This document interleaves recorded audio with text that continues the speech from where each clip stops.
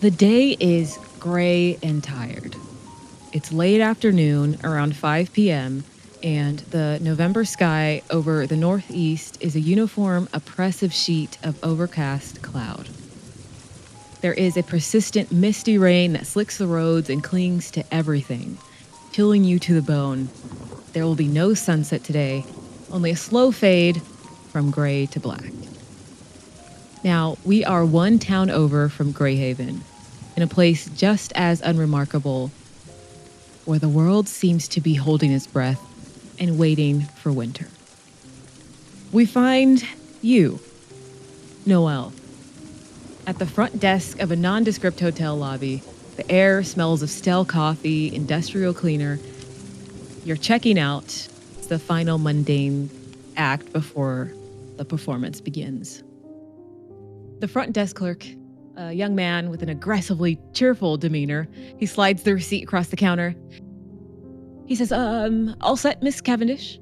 Hope you enjoyed your stay. Any big plans for the rest of the day? No. I just heading home.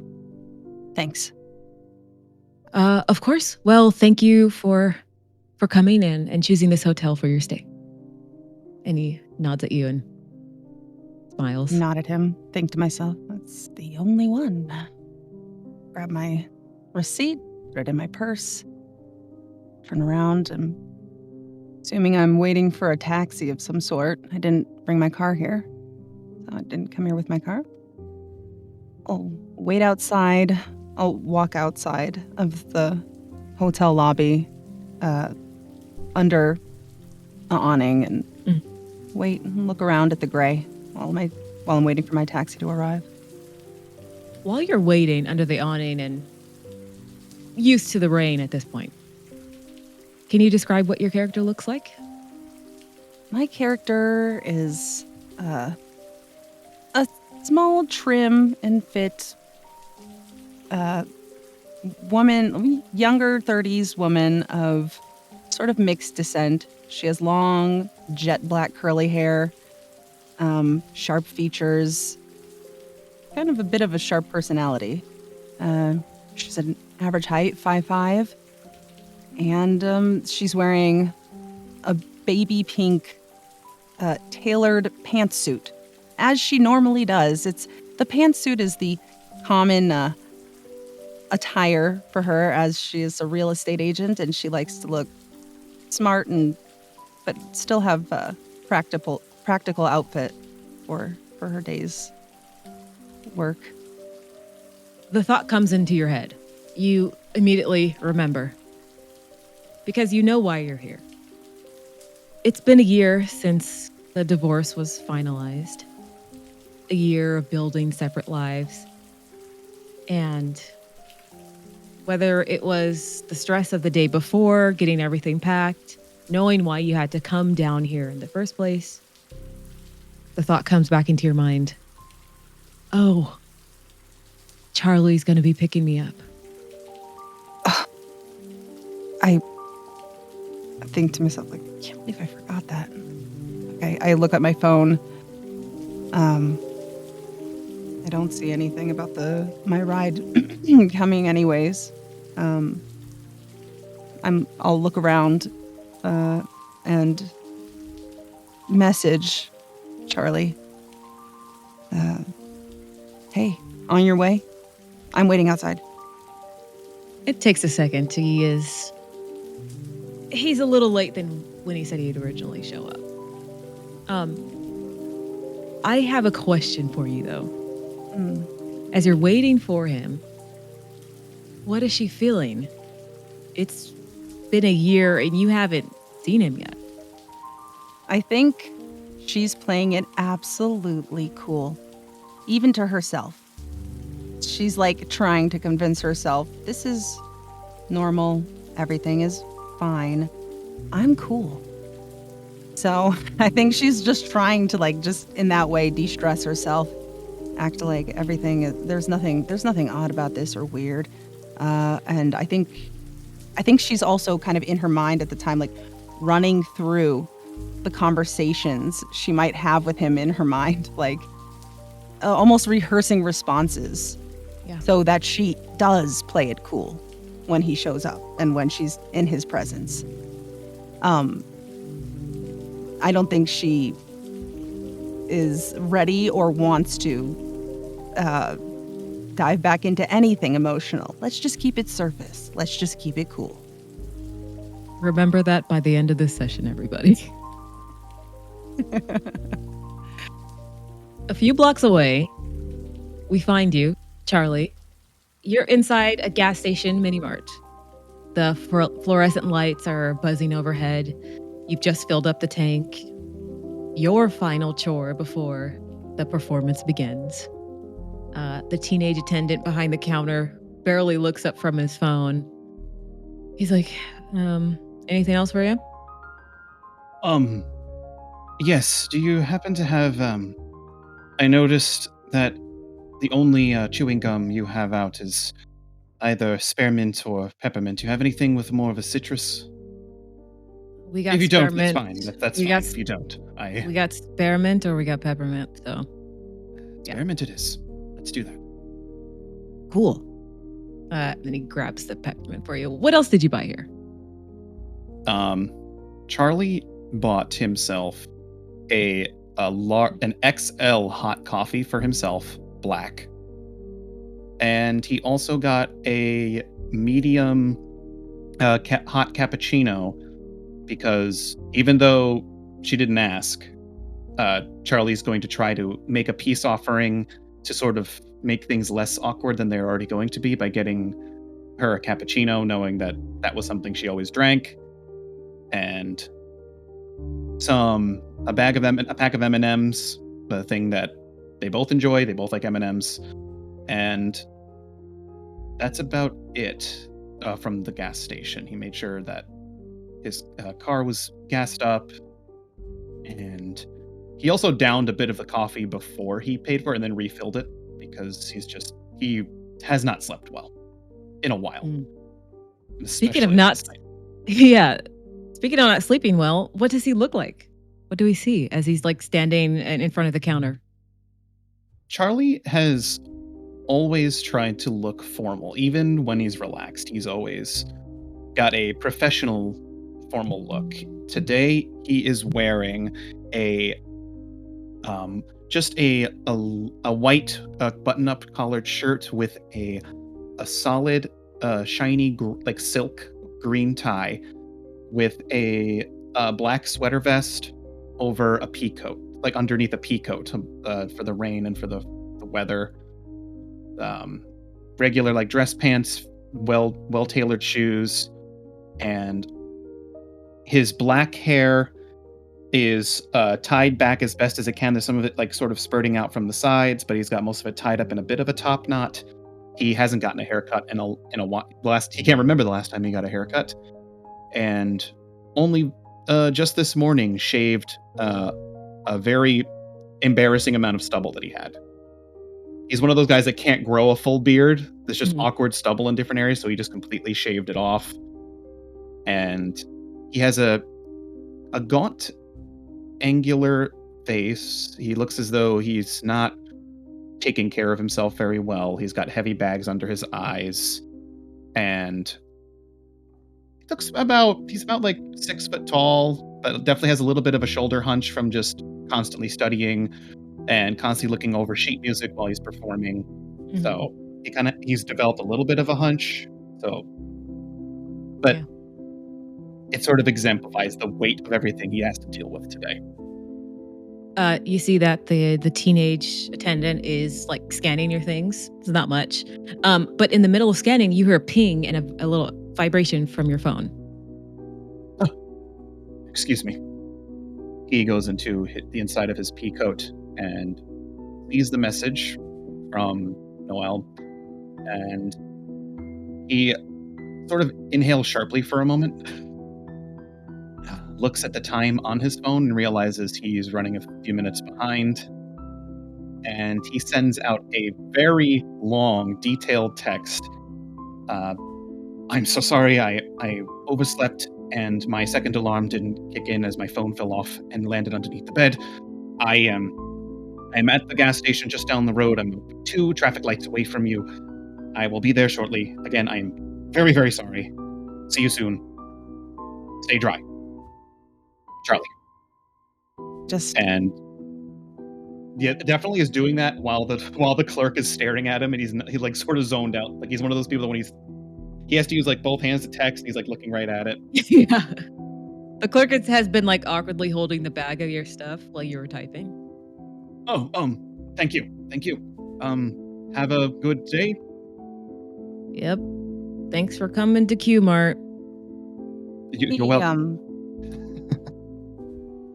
Charlie will receive a little ping, thumbs up.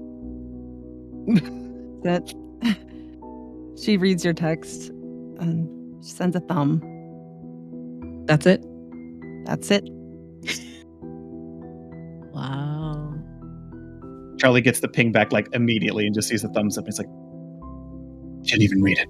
Okay. And gets into the rental car. He has rented a nice Mercedes Benz, like a black fancy like luxury car. Definitely trying to seem impressive. He's doing everything he can to look like he has it together. So he's like going to show up in a fancier car, the drink that he knows she likes, but is still panicking as he's driving. So you head to your car, your heart rate elevated, and soon enough, you do see her in her pink pantsuit, standing outside of the hotel. Does she just have like one bag with her? She has a sort of a leather briefcase folio bag on one shoulder, and she also has a large for sale sign under her right arm. Just kind of waiting. And if she sees your car, she'll probably pull up the sign over her head. She doesn't have enough arms for an umbrella, nor did she plan on it. And she kind of holds it up and is planning to sort of run out when you get close enough. Yeah, Charlie will see you and takes a big inhale, exhale. He honks like 3 times, like the shave and a haircut, and tries to close the gap of you running into the rain as much as possible. He pops the trunk. He rushes out, awkwardly gets his umbrella to try to cover you, even though you're kind of covering it with the sign. Hey, here. Can you take this? Yeah. You take this and I got it. And he'll like awkwardly give you the umbrella, take the suitcase, put it in the back seat. There's an awkward exchange of items, large items. Yeah, and like watch out, and he's trying to rest your suitcase like flatly on top of his. You see in the back he has a small suitcase, small duffel bag, and a violin case. I'm going to go ahead and say it is one that you got for him.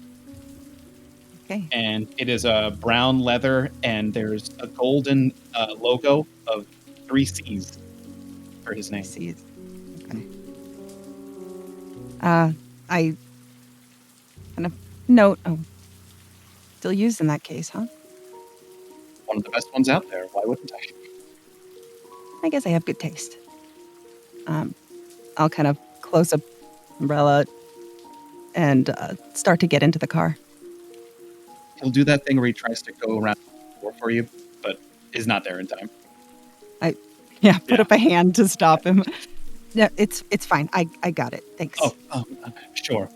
Thanks for getting my luggage. Yeah. He rushes back over and locks everything, shuts it, gets back in, buckles up, is looking outwards. There's a cappuccino for you. Actually, thanks. That's necessary right now. I appreciate it. Good old I vitamin hate the C. coffee. Yeah. C for caffeine. Yeah. It's always over my head. Sorry. It's I grab the cappuccino and I'm like, I hold it as close to my face as I can, and my eyebrows go up. I feel so awkward. Oh, I'm like, I know he makes jokes that I don't get. It used to be really funny, for me and for him, and now I'm just like, this is so awkward. So I'm just cappuccino's taking up half of my face, and I'm slowly sipping it. right, right. Seatbelts on. Click and Yeah, off we go. I'm gonna probably take a little bit of time with this the rain coming down. It's safety first. safety Is first. there any music playing, or is it just the sound of the rain as it hits the car? What's going on inside the car? Um, well, Charlie, being a fan of orchestral music, symphonies, and things like that, he will have put he has his own like music tracks of his favorite operas and favorite symphonies. He's actually going through yeah, we're gonna say that he's listening to something akin to Vitamin String Quartet, where they're kind of it's like very finely well done violin instrumentals of like modern music of modern songs, but Mm. just instrumental. There's no vocals. So he has that playing, and he turns it down. He had it very loud, and when you first started the car, he turns it down significantly. Sorry, um, wakes me up a bit. Um, You don't have to keep apologizing. I know. Right, right. Sorry. Yeah. Eh, Yeah, I guess I know that too. I know. Okay. It's fine. Haven't listened to this for a while, actually. this is one of the new ones just came out this past winter. I just nod, kind of give him a smile, well, half smile, and I'm just distracting myself with the view outside the car. Charlie will definitely be kind of trying to steal a glance here and there, trying to look to see if you're like looking forward, looking at him, and then awkwardly goes back to keeping his eyes on the road, and will also be awkwardly taking sips of his coffee while he's driving. How was your you know way here? I hope it wasn't too bad with the storm. No, actually, I think I had pretty good timing. I got here and it started, so didn't have to really worry about anything on my way here. But yeah, thanks for asking. How long have you been here? Like, when did you come Um, in to town? I've been here for just a couple of days. I had to take a red eye, so the first day was mostly jet lag sleep, so and playing phone tag with the family. Uh, Mm, so needed more sleep after that. yeah, I haven't really. eh, All day, every day is work. So this whole time, Mm, it's just been working. oh, of course. How's that the world of real estate journeying, questing going? It's good. It's perfectly good. How was the, Yeah. did you have you have you been able to stick it to what was that guy's name? Re- he's Oh, very you're talking charming, about but definitely a bastard. Brian. Yeah. Yes, Brian. That's what it was. Uh, well, unfortunately, I lost again. It's okay. Next year, this coming year, I'm determined. I will rub his face into the dirt eventually. I will be top in sales soon. Actually, I have a plan. It's part of the work I've been doing. So, And you get a phone call, Noelle, okay, and you see the name. It just says McConnell. give the devil. Oh, I'm sorry to Can have you? conjured him. Yeah, yeah. Yeah. He turns the music down and pretends to not listen. Yeah. Thanks. Beep. Uh, Noelle, McConnell, listen, sorry about your what family thing. Awful. Fine. Just Yeah. Just wanted to let you know the bidding on the Henderson property is closing tomorrow, so if you're too tied up, I'd be happy to assist. Wouldn't want you to lose out. I'm sure. I actually have my assistant there. She's taking care of it. Don't worry.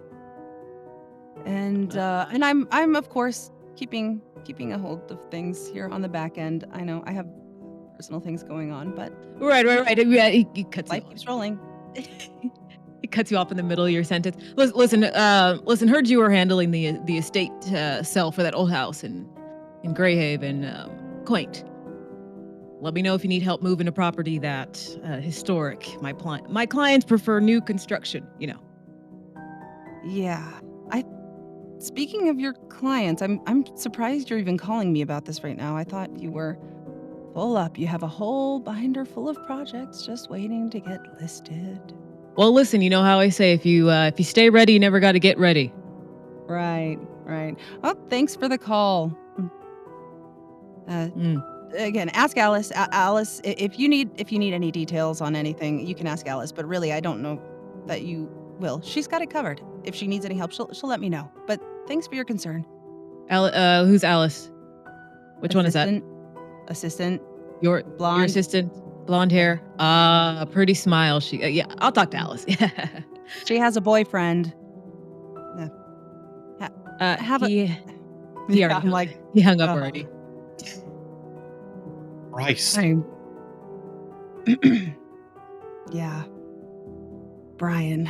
I knew coming here would still be work. Would still be busy. I don't think I have any false impressions about that, but I thought I would at least get a respite from that dude, but nope. Never. So how's life, I guess? How's going all right. I got taking some time off from a tour out over in Portugal, actually. Joined a symphony over there, and was able to utilize family emergency, so they have a swing taking in for me. I was teaching them for quite a bit of time to make sure they knew my solo pieces, and I'm sure he'll be fine. He'll be fine. He's a little younger, but he's got it. He'll be fine. And you would know that Charlie's very neurotic about his music, and him saying that multiple times, you know that it's definitely bothering him.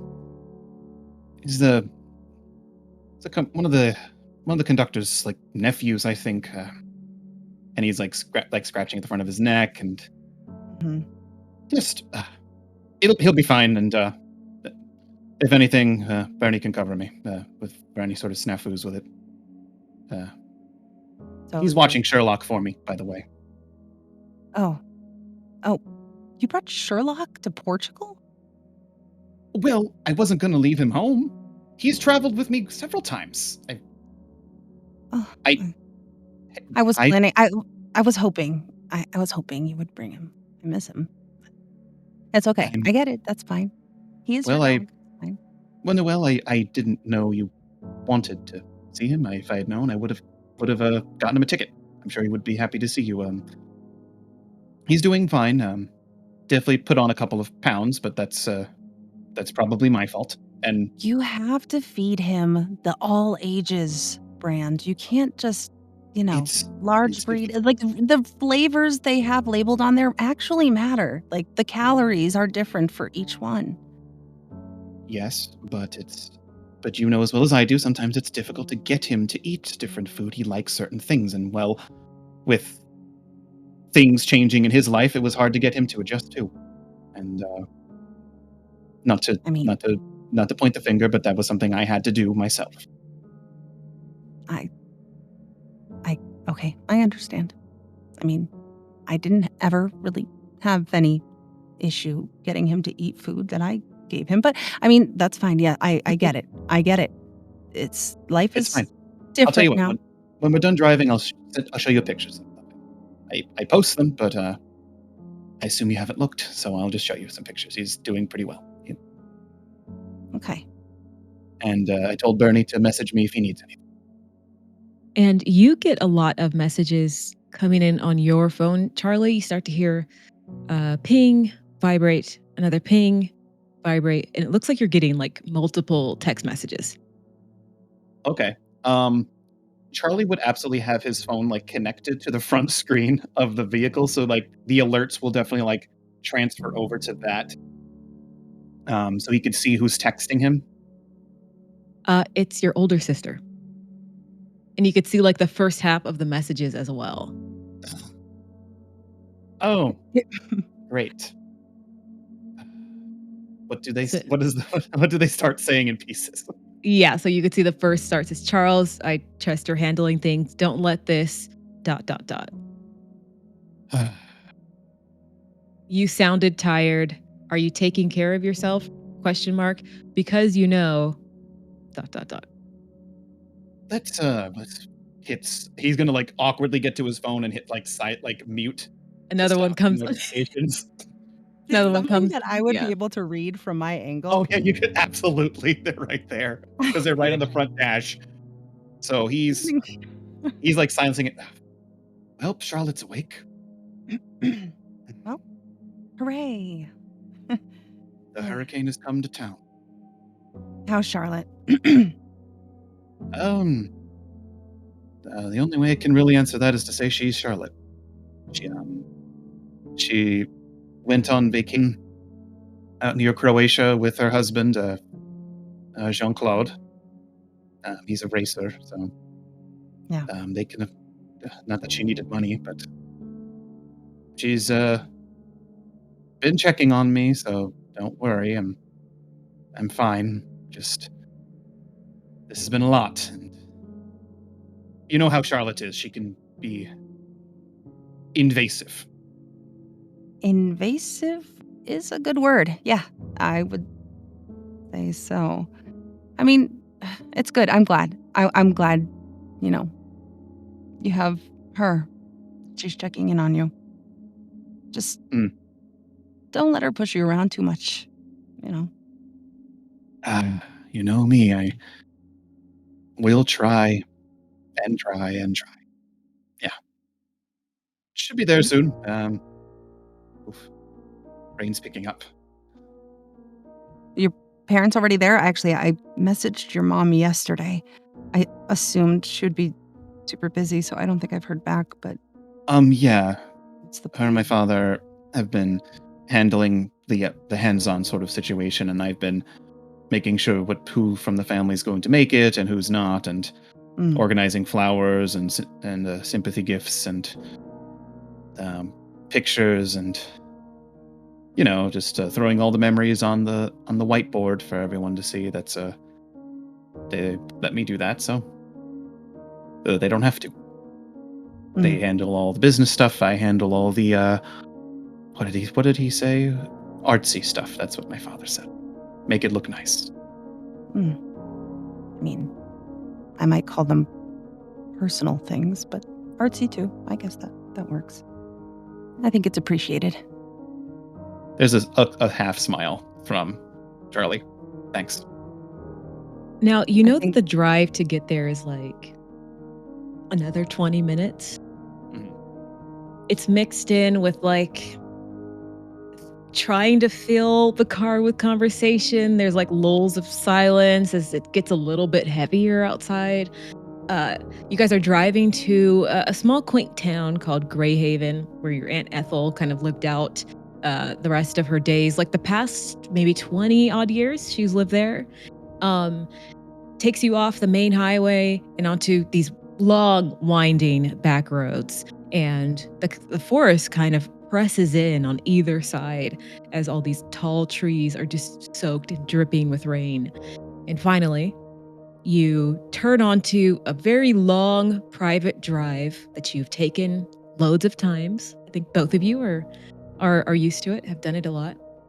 And the house appears through like a light mist. It's very picturesque, two-story Victorian, perfectly maintained. It seems to stand as this beacon of warmth against the oppressive gray day. And it's Great Aunt Ethel's house, the house you both once dreamed of inheriting together and looking just as perfect as it does in your memories. The driveway is empty, though, which is strange. The wake was supposed to be an hour from now, right? I look at you. That's that's odd. Wonder if something happened. Or maybe they needed to go get something or pick someone up, but they would have just paid for a taxi or an Uber or something. Here, let's get inside and I'll see what the situation is. And he'll Okay. bring the car all the way into the driveway. Is there a sign of like any activity outside? The door open or anything? There is no activity. Again, which is odd because for the wake, it should be kind of buzzing with life, people moving around, assistants, caterers. Yeah, organizing Nothing. everything. Yeah.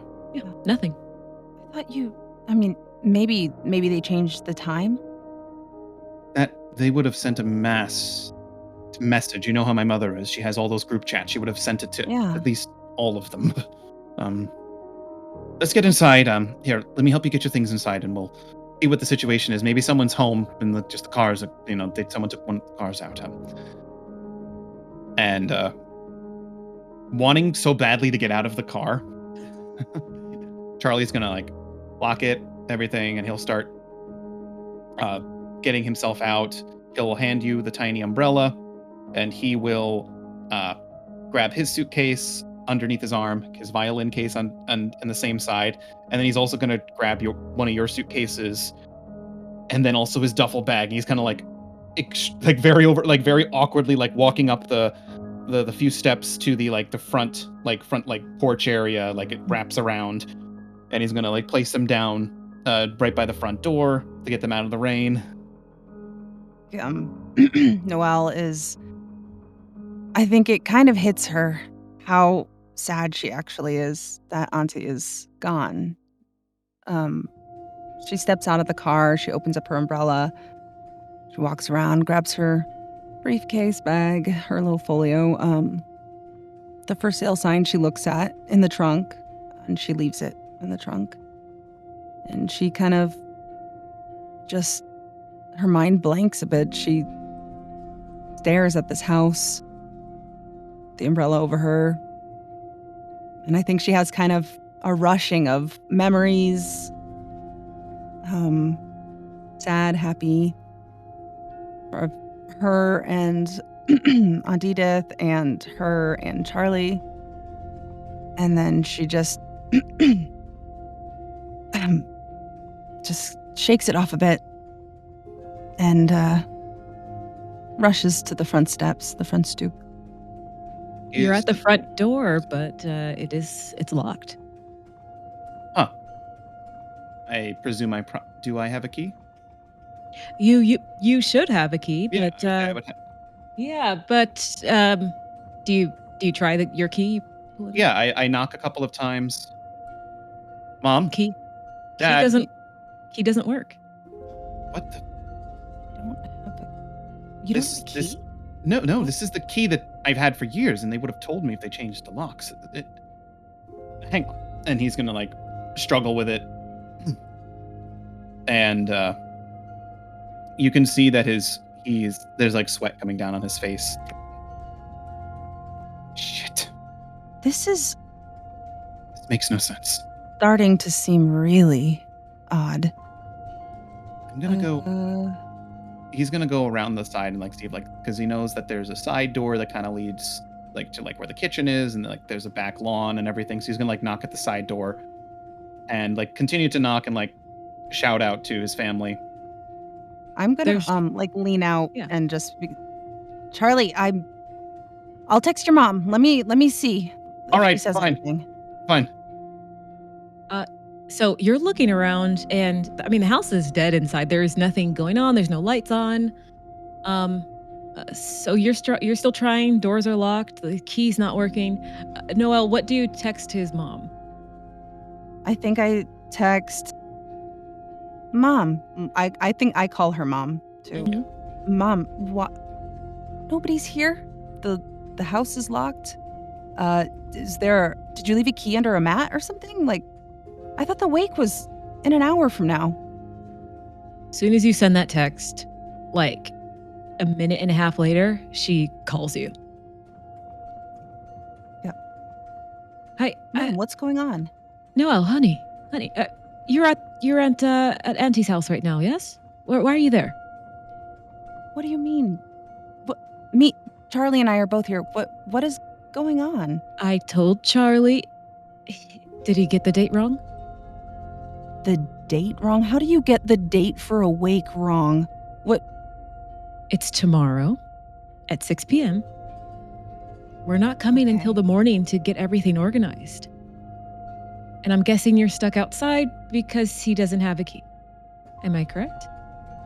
You would be correct. Okay, we changed the locks, and that is another thing that we let him know. Check under the mat. Okay. All right. So we can expect you at some point tomorrow afternoon then? No, we'll be there. Caterers will be there. Everybody will be there at 10 a.m. But I let my son know that. Are you guys okay? Is he not talking? Yeah. Okay. No. Honey? Listen, Mama, you already know. It's fine. We're just, having a little bit of personal space time. And you already know, like, he's been on tour and I've been so busy. So he just flew in. So this is all kind of crazy. Okay. But no, we're fine. We're fine. But Noelle, honey, can I tell you something? Is he near you right now? No. Nope. And there's like a silent beat. Can you just watch after him, okay? Because I'm worried this isn't the first time something like this has slipped his mind, something important, okay? So. Yeah. I mean, he's my husband, of course. Just make sure he's eating, okay? And go after him. I know you will. I will. And we'll see you tomorrow. Don't worry. He'll be fine. We'll be fine. We'll see you tomorrow. Be safe, okay? Love you. And I think she calls you Noe. And so she says, okay, I love you, Noe. Okay, we're going to see you tomorrow morning. You could stay at Auntie's house, but I understand if it's a little weird, seeing as that's where she passed. There's the hotel that is the one city over, and we totally understand.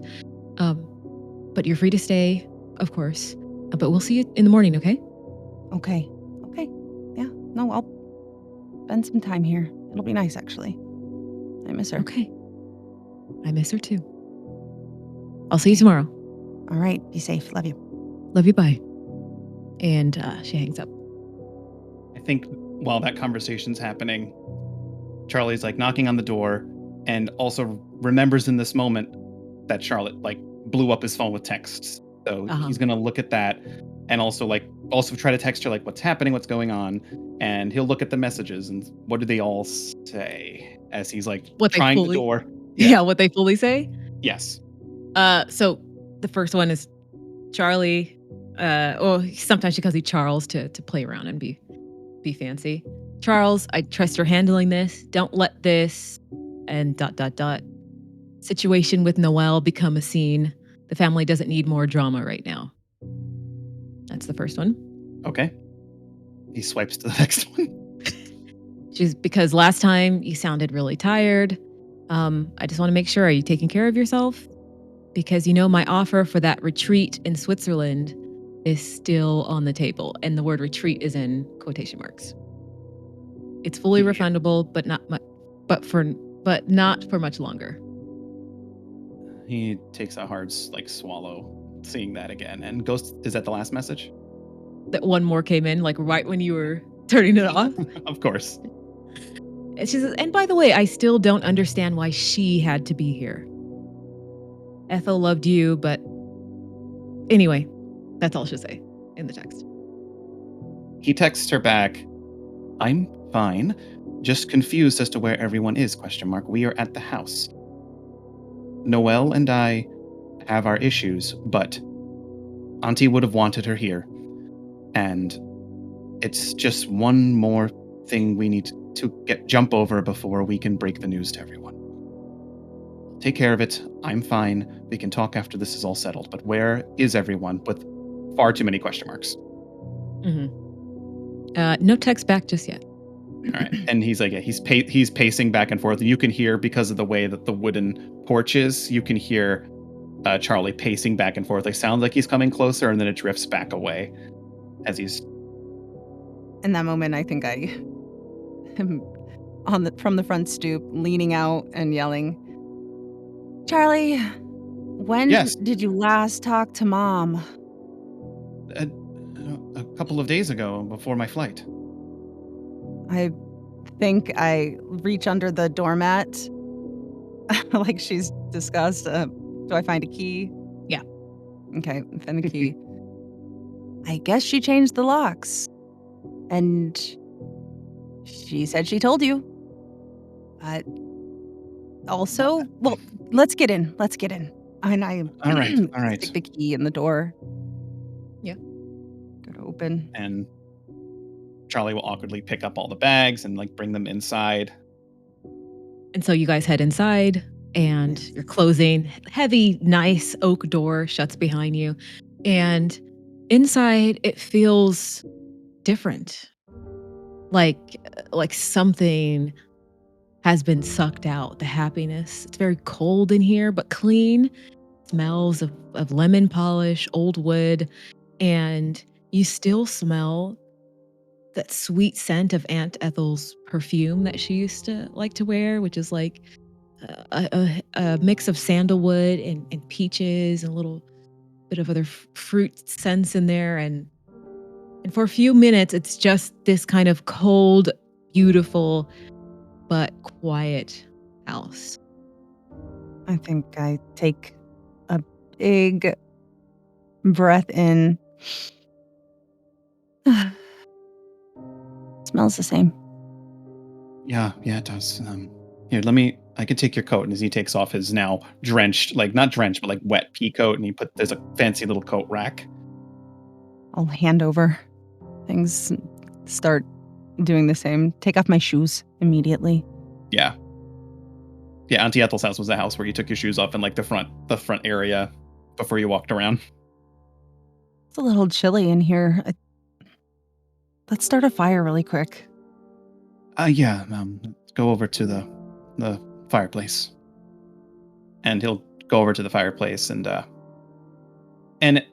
I would say that probably over time, because they're wealthy and would make sure that she was comfortable, that it was no longer like a full like manual gasoline furnace, like one of those electrical furnaces. So he just like turns a switch and it makes like a fake little fire, but the heat is generating now. Well, We have made fire. Modern technology. And I will show you guys. I'm going to cut this part out, but I'm going to share something with you guys in the character sheet area. So it's kind of the layout of the house, but you guys know it. Right now, you guys are standing in the foyer, but then the it goes up to the upper landing. When you take the stairs, breaks off to the multiple rooms, but there's also the parlor, dining room, study, kitchen, all on the first floor, and then there's the basement area as well. Well, where she has the cellar and usually kept her like wine collection. Mm-hmm. And there's a boiler room, of course. Okay. Cool. Helpful. So currently, you guys are like in the foyer area, and you probably went to, she called it the parlor, and that's where you went to go turn on the heat. Okay. Oh, down to the boiler room to turn the heat on? Or no, you went to the parlor area. Yeah, the parlor area. Okay. Mm-hmm. And yeah, Charlie will have made sure that's on, and he kind of takes in the room. He takes in the path into the study. The study is where I would imagine Auntie kept a lot of her collection that she had over the years, and that's also where her grand piano sits, with a cushioned seat, a couple of other instruments she has on display, like hanging. And she has a couple of 2 different types of flutes that she had gotten abroad. There's a massive cello. and just a very tall, like mahogany, like shelving of fancy old books of like music, opera, conducting, which is something she started doing later in life when she couldn't like perform as much as she wanted to. You see that there is a piece of music that she has, and she titled it after one of her favorite people that came into her life later as she got older. And you see the name, it says Noelle. It's on like right in front of the piano sheet. Yes. Intrigued, Charlie's gonna tiptoe over to the piano and look at the sheet music.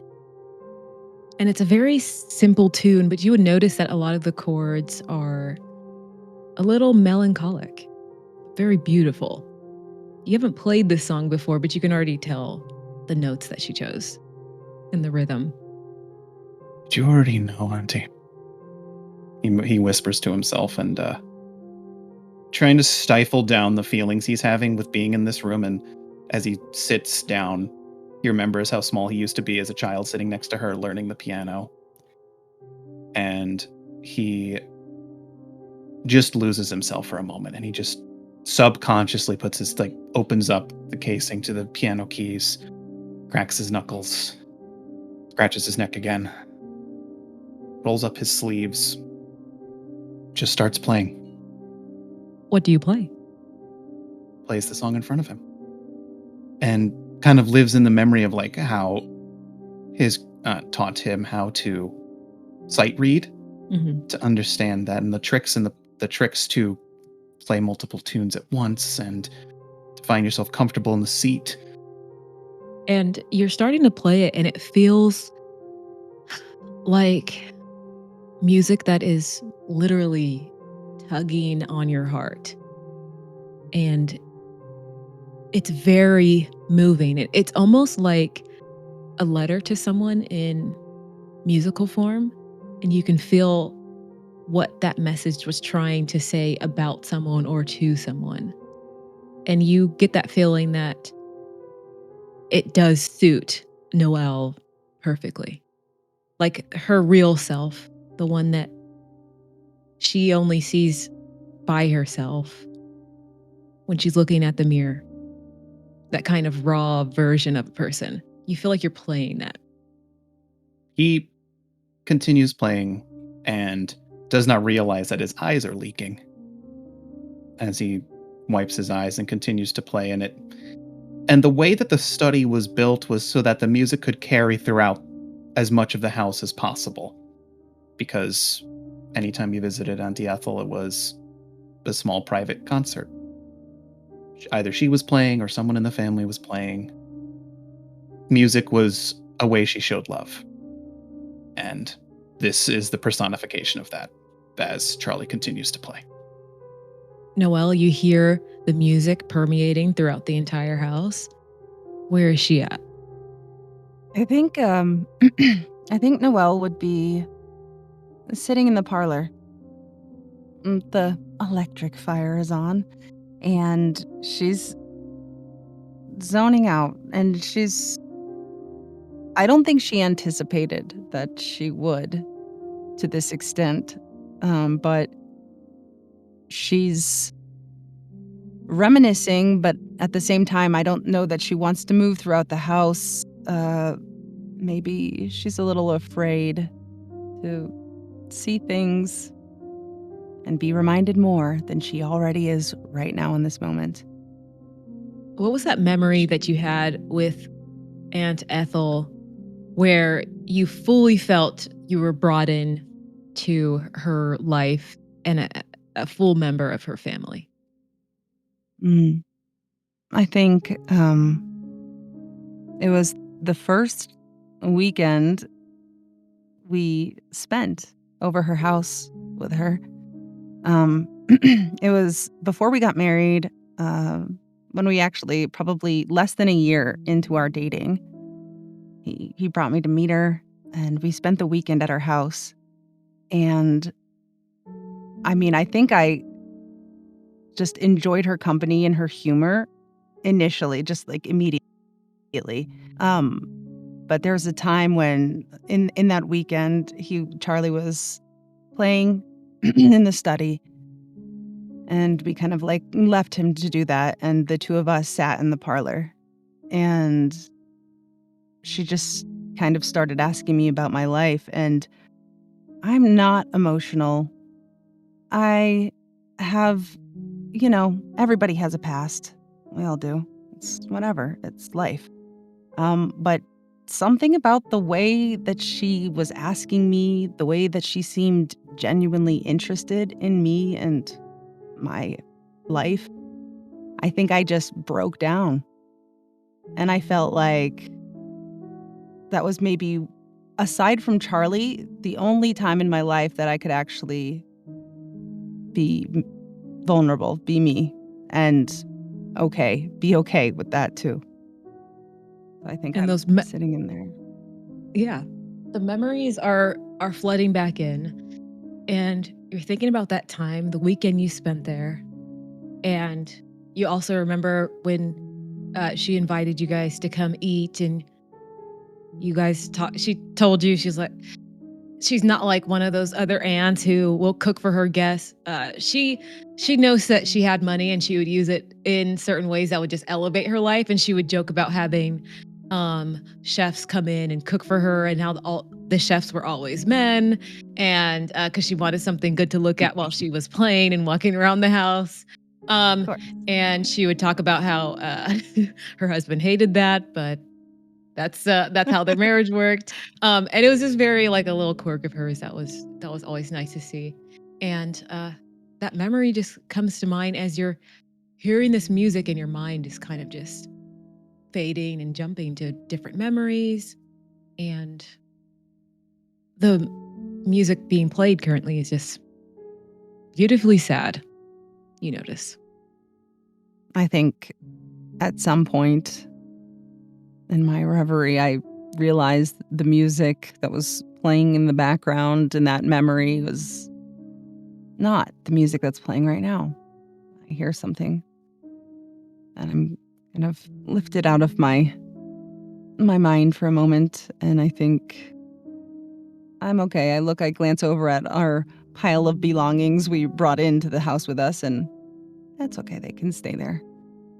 And I think I just find myself slowly moving through the house on my way over to the music in the study. You're making your way to the study, and you notice that you're not getting any warmer, even though the heat was turned on. It actually still feels cold in here.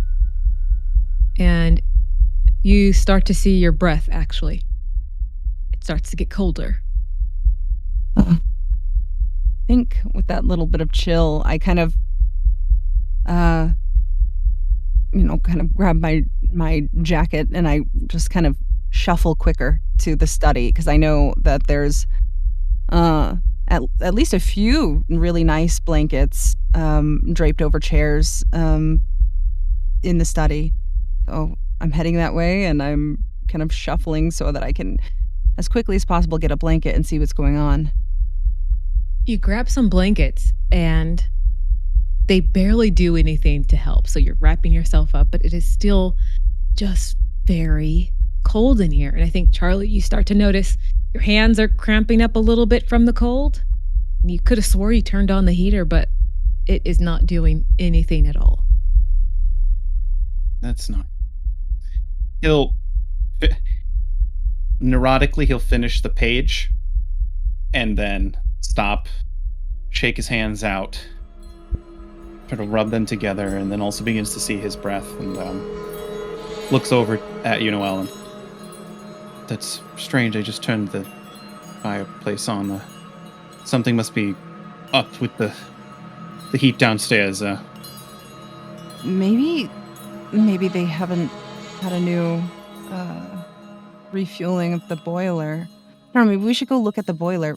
It's odd. Yeah. Here, take a blanket. It's so cold right now. This is so weird. Yeah. You I notice, just kind of wrap up tight. yeah. You guys immediately notice the light from the windows begins to dim.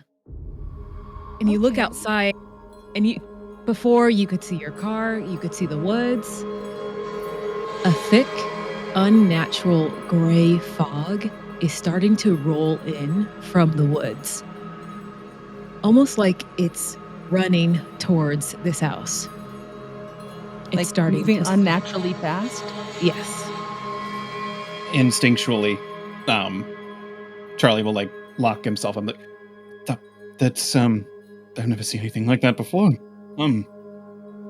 Let's go check on the boiler and just for safety first. Let's can you use that key and lock the doors just to just Yes. little I unsettling. Yeah, I kind of scramble. I think my nerves kind of get shot a little bit in that moment. I'm like, yeah. I kind of rush to the front door where we entered. Lock it. Before your hands can even go to lock, you see them lock themselves. And you hear click, click, and you see them turn themselves before you even touch it. And you hear scream. I scream. In that moment, I'm like, Charlie! Charlie also screams. Can I get you to make a control save? Of course. First roll. Oh my goodness. Let's see here. Okay. So just, if my dice would work. Why is it going to contracts? Oh no, it's doing that weird dice lockout thing. I would just reload. If you refresh the page, it might do it. Refresh. Okay. Sorry, guys. No problem. Editing. The wonders. Wizardry. Have a little clicker. Some people Yeah. do that. Let's see here. Okay. And so for control, I'm gonna just roll Under just 13. 1d6 or No, 3d6. you're rolling a d20, and you just want to yeah, roll sorry. under a 13. So just That's hit right. the little roll button. Okay. That's not bad. Okay. 7. You are able to keep your wits about you enough. So you scream as you see the lock is turned by itself.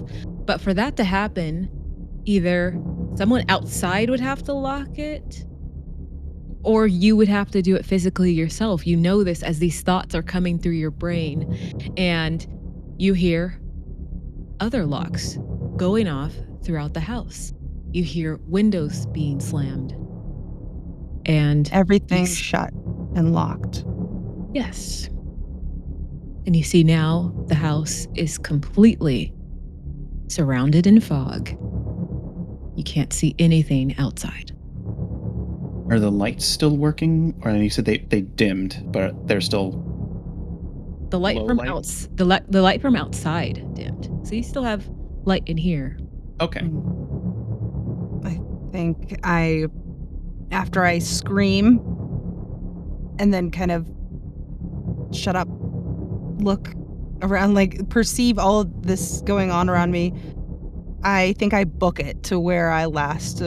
Charlie was in the study, so I'm going to run that way to try to get to him as fast as possible. I would assume that by this point, Charlie also notices from the study the windows shutting themselves and hearing that sound. Mm-hmm. He'll obviously heard Noelle scream and then would meet her halfway, probably right in the parlor. Mm-hmm. What's happening? Charlie, something freaky is going on right now. Did you see the fog? Did you see the fog through the window? Yes, I saw that. Did you lock the door? They locked themselves. They fucking locked themselves. What? What's going on? I'm breathing heavy. I have no. Okay, let's see if we can solve one problem at a time. Let's go get the heat back on, because freezing. Is the fireplace still on right here in the parlor? The fireplace is still on. Is there any heat coming from it at all? No heat is emanating from it. Do we need to leave? Leave? Charlie. Okay. Maybe Listen, I'm. look. Let's try and use the key and just unlock the door. Do you want to try that first? Would that I don't know if there's some sort of security system that my father might have put in that glitched or something. I don't. Just like the electrical furnace. I'm not sure. I haven't heard. Obviously, I don't remember them changing the locks. Perhaps they put a whole security thing in. Okay. Maybe you're right. Maybe I'm blowing this way out of proportion. I didn't realize I that didn't there was say an that. I didn't electrical say that. locking system on this Victorian house. But sure, no, you're okay. I didn't Let's say go that. check it Here, out. let's try and try to. I'll text Charlotte and see if she knows anything because she does all the fancy app things, and I'm sure it's something. And I'll take my phone out and start texting Charlotte. You know, hey, we're here. The house is locked. What did mom or dad put into Aunt's house? Question mark. Please respond. The heat's down. No response. I, in the same moment, look at my phone and look on a weather app. Maybe there was some sort of movement, some weather patterns shifting, and maybe this is Northeastern fine. weather. Yeah, yeah. Change on a dime. No, it just shows that it was going to rain today, but it was supposed to clear up by around 10 p.m. And what time is it now? It's close to 6. Okay. Any luck? No, she's not responding. Let's try the lock on the door with the key and see what that does, and then if anything, we can look around to see if maybe it's in the bedroom, or maybe all the operations are in downstairs. We're two full-grown adults. We can figure this out. I'm not the most tech-savvy person, but I know that's the logical thing that makes sense. Locks don't do that on their own. Okay. I agree. Usually I am the logical one in this situation. However, this shit is freaking me out. So I will say this. Let's try to figure it out. If we can't discern what the hell is going on, then I'm letting you know this right now. What? I love Auntie. I love her house. But Not. I am going to try to get the hell out of here as fast as possible if we can't figure out what's going on with these locks, because this is really scary. well, I understand that it's scary. But it's not. We'll figure it out. Let's solve one thing at a time, all right? Please trust me. Try to Where are you guys standing currently? In the parlor. the parlor. Okay. Let's go back. We can go back to the foyer and try the key Mm-hmm. to see All if right. it unlocks the door. Let's try that first. I hand him the key. Thank you. And The key only works on the outside coming in. why would you need two keys for what? The deadbolt. The deadbolt. And you hear boom, boom, boom on the front Knocking. door.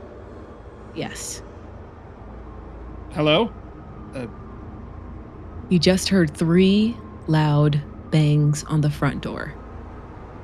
What do you do? He looks to Noelle and then looks back at the door. Hello? Dad? Mom, is that you? Noelle You see is a slowly long- moving backwards. You see a long figure out of the corner of your eye, Noelle, cross past one of the windows in the living room. And it looked like you couldn't quite catch it, but it walked past and it was wearing like a long black cloak. What? I grab the sleeve closest to me on Charlie, and I go, Charlie, What? don't think it's your mom or your dad. Nobody's in town yet. Shut the Wait. fuck up now. All I right. am walking backwards, pulling him as I go. Away from windows, down the hall, backwards, with my eyes on the door. Who could it be? And now you kind of back up. You're now in like the back hall area. You can see the kitchen off to your right and then back to the study off to your left. Okay. Well, the only other people that would come up here would be the caterers or the postman, but it's far too late for that. Perhaps someone's just lost. Maybe. Yeah. Did the caterers or the postman wear cloaks, long, dark, mysterious, and creepy vibe cloaks? Creepy vibe. Yeah.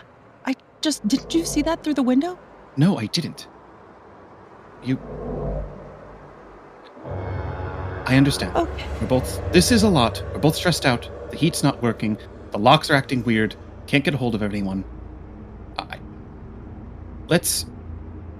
Will you feel better if we make sure everything's locked away? We can take a look around to make sure that whoever you saw or may have seen is not there or is not threatening. Would that make you feel better? Maybe. All right. I think he's, in this moment, him kind of saying this to me is actually kind of getting me to realize maybe I am overreacting. maybe there's a neighbor at the door. I don't know. But I still am a little wary. I think I look over to you, Charlie, and I go, how about let's see if we can get the door open? I don't know if that's a bad idea. Maybe we should. He didn't work, so we have to figure out where. Perhaps the security bolt lock. All right. Charlie will slowly make his way back to the front door at the foyer and try the bolt lock. And I'm going to be up by the window, like looking out to either side. Outside is, again, a thick fog. You can barely even see the wraparound porch. In my mind, I'm kind of like, how the heck did I see a shadow of a figure then if I can't see anything out here right now? Anything, Charlie? I try the bolt lock. Does it work? What do you mean by try the bolt lock? Just seeing if just the lock from the inside can unlock it or... Oh, I see. So it seems to be stuck. Yes. So if you're trying it, it is like stuck in that place. It's like bolted. It's stuck. It might be part of the... Listen, would you like to would you like to put some backbone into it? Yeah, he definitely will. He's okay. Somehow feeling confident seeing that Noelle is trusting him to try to help the situation. So yeah, he's going to give it a shot. Do you have anything in your inventory that can give you that narratively makes sense that can help or no? Not immediately. There's something he might try later, but okay. Not immediately. He's going to just give it a little bit of an extra bit of leverage, like kind of like shift his weight to one side and kind of like really get a good grip and try to do it. Go ahead and give me a strength save. Okay. Charlie has a very impressive strength score of 8. Ooh. Which I rolled exactly.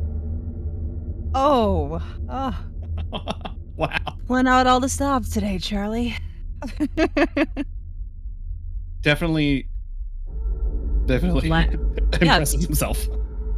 Put some elbow grease into it. Finally, like it shouldn't be this hard. Locks should just flip, like flipping a switch. Yeah. But this one is hard. And you finally get it, and you see that you hear the latch finally opens. I got it. You did? Oh, yeah. Okay. I kind of rush over to where he is and see we can just open the door and see what's going on outside. Bathed in a gray fog. Again, you can only see about a couple steps in front of you. This is impossible to see. If I can't see it, maybe Auntie got fog sometimes around here. It was normal, but it was never this pungent. Like I know I've made the joke that fog can be soupy, but this is ridiculous. And hello, he's gonna shout. Are you lost? Do you need to use the phone? Nothing. Maybe one of the rugs or something was hit with a gust of wind maybe and flew by, or an animal maybe. There are some deer and That knock on the door violently 3 times Mhm. and then disappear. Okay, no, that makes sense. So Do maybe they they also left. wear black capes? Just a question. Got some maybe auntie has some crazy deer around here. I don't know. I mean, I'm glad we got the door open. Thank you, by the way. Thank you. No problem. Here, why don't we I think I can find maybe some tape and we can like tape the lock piece in so that if we need to leave, the door doesn't relock itself or something. We can get the heat going and try to get a hold of someone. Okay. Because I'm going to confess something. I don't feel very confident driving in this. I agree with that. I can't even see 4 feet ahead of us right now. As Okay. soon as it clears, if you're still if you still don't feel safe here, if you really don't want to, I'll call the hotel and we can get you situated there. Okay. I And don't you're want gonna you to be be here by uncomfortable. yourself if I decide that? Well, someone should be here for when the caterers arrive, and I I'd rather just be here to take care of it. Well, you said it yourself, and that my family's not going to be here till tomorrow, and clearly something's off with the house. And if we're going to have people here, we need to make sure the heat's working, the security system's working, and no one else is here, so gotta be me. Okay, I kind of beg to differ, but okay. I think we could come early in the morning tomorrow. And this is all hypothetical. You're right. You're right. Um, we can probably just figure this out. Exactly. Weirder things have happened. There's a lake nearby. Maybe some weird weather moved really quickly over the lake. And, you know, here we are. You're Yeah. right.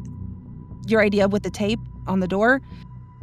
Yes, good idea. I don't necessarily want to be locked in here by force. No, And let's. leaving the door wide open if there's wild animals or strange people who are looking for shelter or something that are confused would not be great.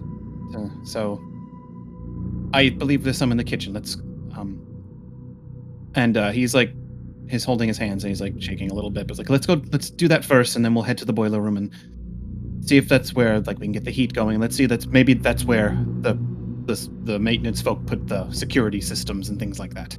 Makes sense. It's probably big and bulky or clashes with the Victorian aesthetic here. Yeah, no, you're right. I think probably in her junk drawer. Mm. So, And we'll kind of head to the kitchen. Yeah. so you head to the kitchen and it's a little bit darker in here. It's more cluttered, and you see like rusty utensils. You see her classic iron stove. You see two coffee mugs sit by the sink. One is clean, one is stained. And then you hear a sound coming from the pantry. A soft sobbing. Someone is crying. You hear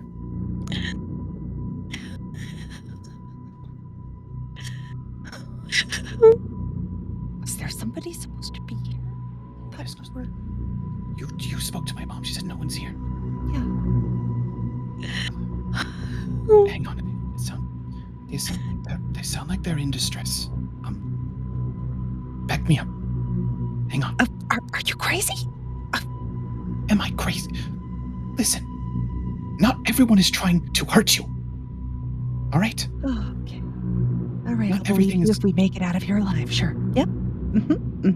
Whatever. Mm-hmm. Whatever. You can notice he's getting a little more agitated.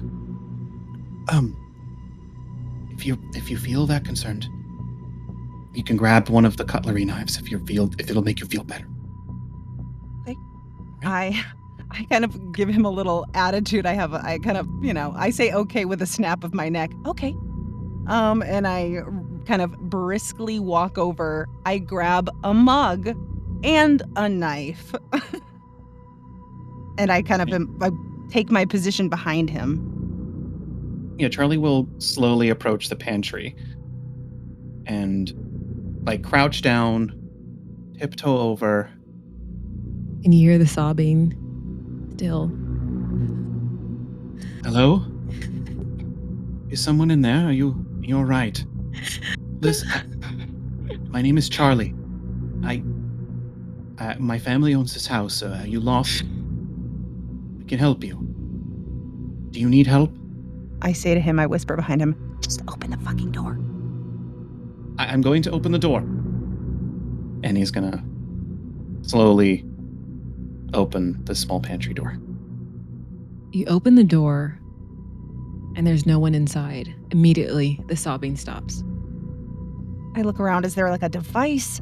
Something playing? A movie? Something? The pantry's pretty empty. There's nothing in here.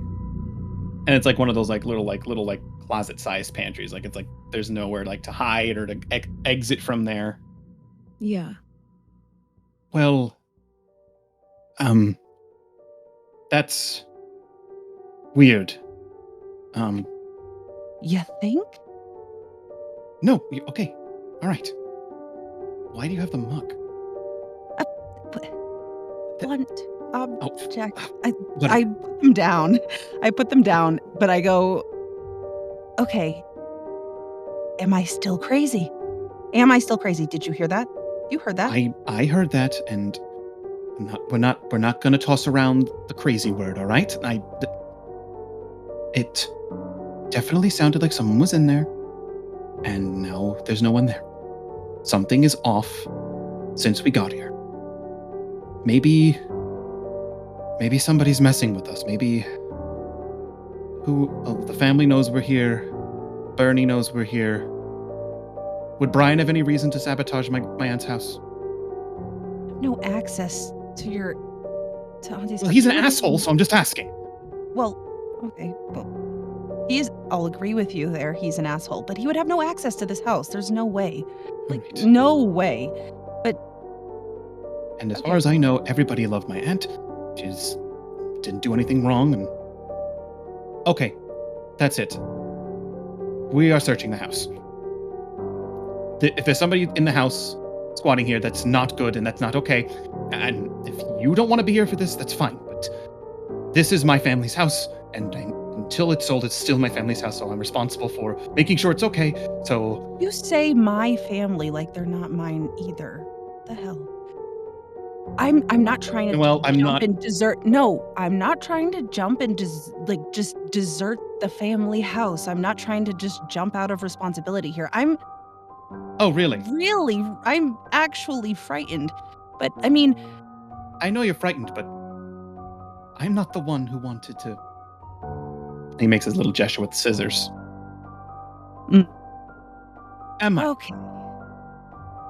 I know, And I'm I not was the one. hoping we And wouldn't. you're not the one who has to talk to the family every time they call, every time they text, every time they say, "Hey, are you and Noelle coming to Thanksgiving? Hey, are you coming to Christmas? Hey, are you coming to dinner? Hey, we're in town." Every time I've had to say, "Come up with something to dodge this very exact." I'm sorry. Charlie, I didn't sleep well. This is being here anything. and what's going on with us, and I know. You notice- Listen, You notice a line of sweat on Charlie's face.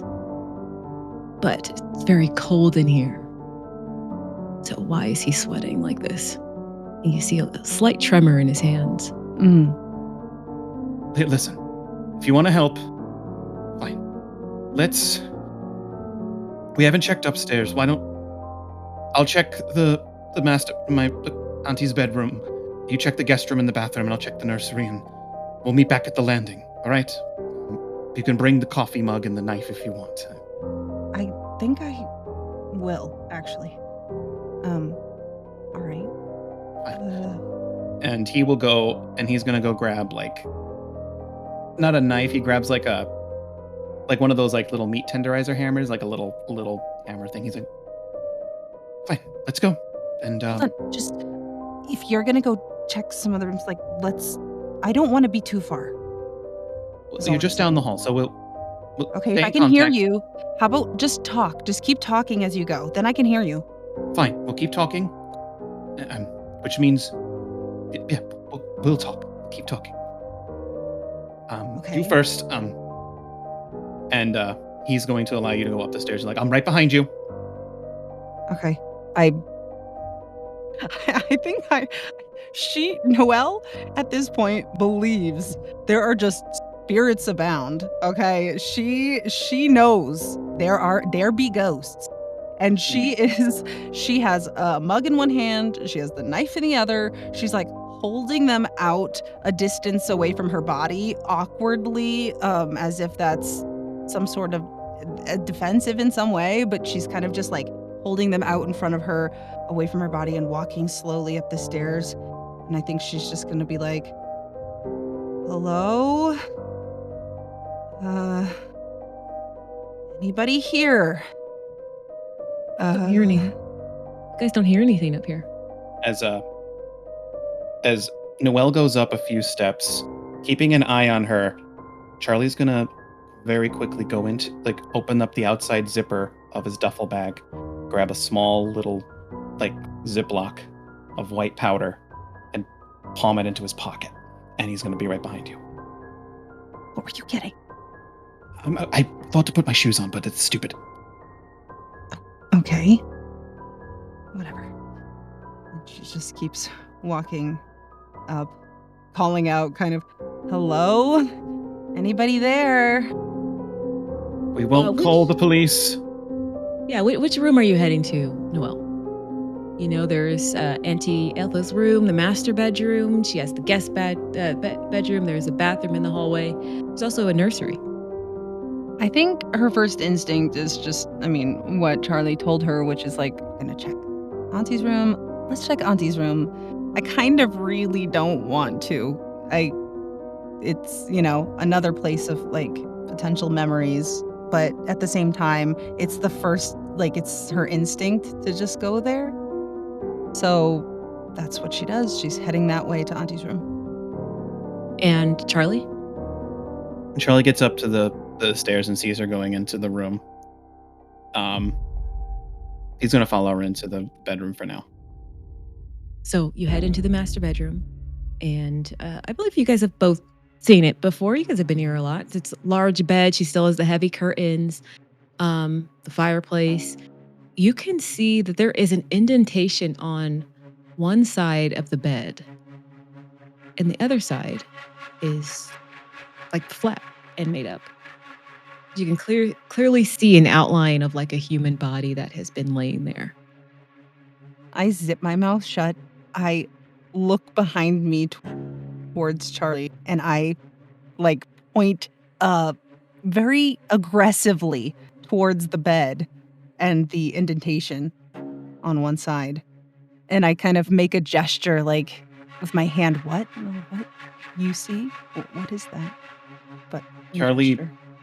he shrugs and he kind of takes in the room, remembering like he's spent a lot of his childhood here, and he's going to gesture to, well, he's going to go around to the side of where the indentation is, and he's going to like look around the nightstand to see if there's any sort of like remote control for security or another set of keys or anything noticeable that would be out of place, and sort of just like try to control his breathing, as he definitely feels like a headache coming.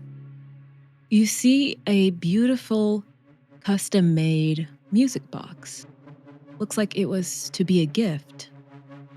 Is there a little to from on it? It says from Auntie Ethel. And then it says to the happy couple. He's gonna slowly pick it up. As you pick it up, Can't help it. I touch the thing. the room shifts around you. Only you, Charlie. Oh, great. The wallpaper starts to peel away to reveal the sterile, wood-paneled walls of a courtroom. You're back on that horrible day. A figure sits on the judge's bench, its face a shifting shadow, wearing the similar clothing that Noelle saw outside. Its voice is cold and clear, and it looks at you. Before we proceed, let's review the contract. The promise you made. You swore an oath. For better, for worse, for richer, for poor, in sickness and in health. And you failed. Now tell the court who broke that promise first. And there are people watching you, waiting for an answer. He looks to see if Noelle's here with him. Like he can't, like he's trying to say words, but nothing's coming out of his throat. And he's clutching the music box against his chest and holding the hammer out in front of him. You look to the side in this vision that you're a part of, and you can see like her body. It's kind of like an idea of her is there next to you, like it was on that day. But she's not fully there. He looks back at this face-shaping, like judge-like entity. Yeah. That's... Don't have to answer that. It's personal. The law doesn't require to know those details. The decision was made. I need you to All you have to do is roll hit the 1d6. gavel. Sure. Roll 1d6 as you take stress Oh, for boy. this experience. I take 1 stress. Yes. Remove that from my hit protection. Mm-hmm. Okay. Where am I? This is not real. This is... Fuck. And he's trying to rationalize that this is a withdrawal that he's going through. Mm-hmm. And that he's, like, hallucinating. And he, like, puts his head... Like, he looks at the music box. It's like, I was just somewhere else. This isn't real. And as it, like, hops up out of the judge's seat quickly and lurches for you, you are brought back into the real world again. Back in Auntie Ethel's room, clutching the music box. He falls flat on his back and hyperventilates for a minute. And, again, doesn't realize that he's crying. And Noelle, what does it look like while he was experiencing this? What do I see? You saw him just frozen in place, like clutching the music box and like dead stare forward. Charlie. And I see him. No. Did you? Yeah. Did you see where? I need to. What the hell is going on with you? Your mom I'm- said something weird. She said, What? What is she? Listen, I didn't sleep well, and here, take this. And he puts the music box in your hand. I need to throw up, and he's gonna walk out of the room and go to the bathroom. okay. I hold the music box. I look it You over. hear the door slam to the bathroom. Mhm. I knew things probably weren't going to be easy, I say to myself. It's worse than I expected. I get up. I have the music box under one arm. Yeah. I walk around the bed. Is the indentation still on the bed? Yes. I think I put a hand on the comforter. And I just kind of silently, I wish you were here. I walk around the bed and head can over to the bathroom where Charlie Yes. went. Okay. You head to the bathroom. The door has been shut. Knock, knock. Charlie? Just a second. Charlie did in fact throw up. That was a lot, and he only had M&Ms in his stomach. He takes the powder out and like gently like lines it up on along the kitchen sink. He flushes And then at the same time that you hear the sound of the flushing, he just inhales some of it to kind of like wake himself up, and he like knocks his head back and then splashes his face with cold water. Like he turns on the faucet and splashes his face with water and just looks at himself in the mirror, and for a moment like doesn't recognize himself with like just how baggy his eyes are, how gaunt his face looks. And he remembers looking in this mirror when he was a little kid, when he was here for the holidays. And he like wipes some of the powder away and tucks the baggie back in his pocket, opens the door. I'm sorry, just... I think as he opens the door, I have one hand up on the top of the door frame, kind of leaning into the door frame, the other hand on my hip. How you doing? Fan-fucking-tastic. I touched that, and suddenly the walls and everything disappeared. I saw the courtroom, and I don't know if it's the lack of sleep or the stress of the gestures to her. I'm having a bit of a time. I'm sorry. Forgive me for unraveling. It's not your problem anymore. Just letting you be aware. Okay. Okay, that's fine. We can... Did you find anything else in there?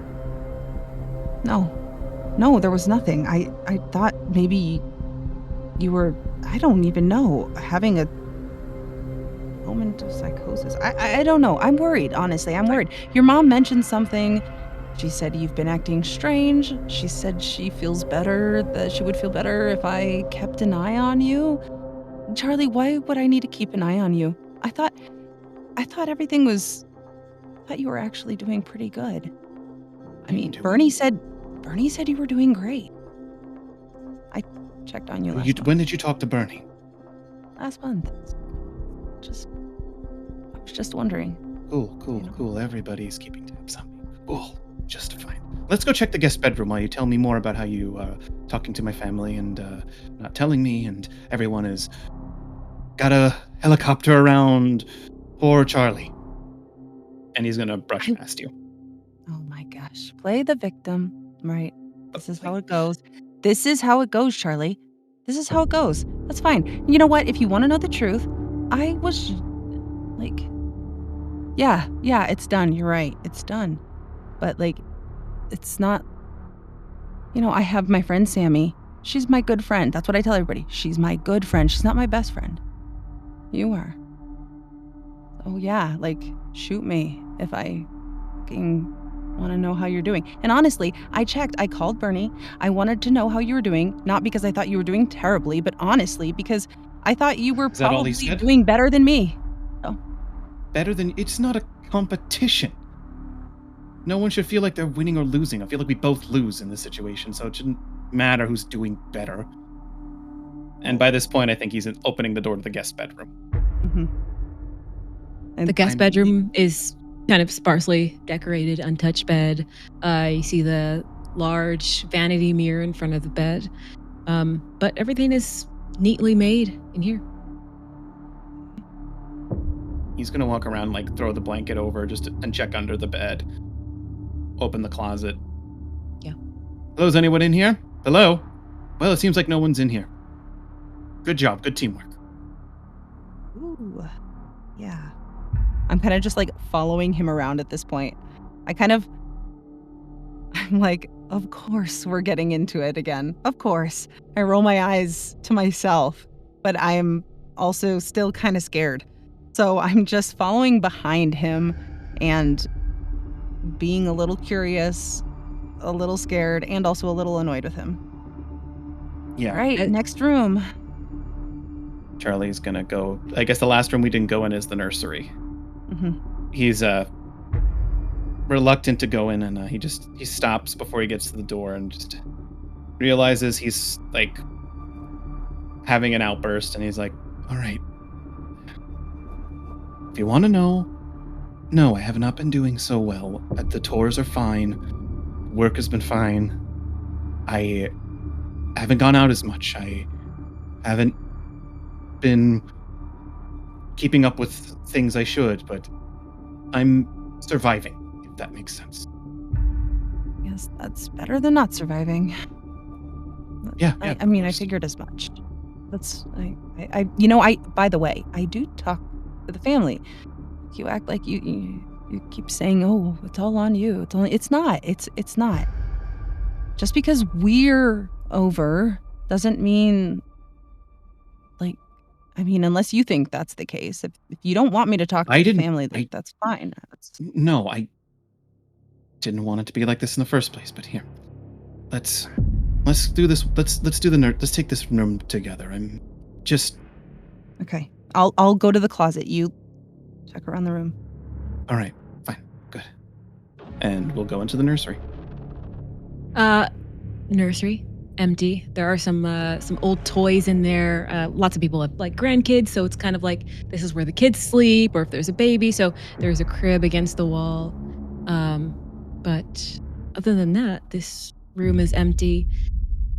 As you go to check the closet, Noelle, you see the door shuts behind her. Slam. I rush immediately to it and try to open it. No, hang on. It won't budge. And I'm inside the closet. Yes. I start trying to slapping the door from the inside. You feel a breath come on the back of your neck. Hello. I mean, you no harm. I know how this shit goes. Who's in there? And suddenly you are no longer standing in that closet, Noelle. You're standing in the empty living room of your first apartment together. This is a memory of yours. Mm. The air smells like fresh paint, possibility. You see sunlight streams through the large, clean windows. In your hand is the key, still new. You see Charlie is sitting at like this cheap keyboard that he brought over. He's playing like a simple, beautiful melody just for you. And he looks over his shoulder. He gives you this easy, charming smile. And you feel this surge of pure, uncomplicated happiness. What else is she doing in this moment? What else did she do in that memory? I think there are moving boxes still. Like we just moved in. The first thing Charlie thought to do getting into the apartment was, let's open up the keyboard. Gotta christen the apartment. So he pulls out the keyboard, he plays, and I think in that moment thinking to myself, didn't think this would be possible, honestly. That's my memory of that moment. I have boxes everywhere. I'm kind of unpacking as he's playing. And I probably am asking him if he's hungry. Charlie? Yeah, Charlie would say I would agree, but would be happy to like order a pizza or takeout. And you don't have to. No. You're on the keyboard. I'm in the kitchen. Only fair. It's Only the fair. first time in here. You know?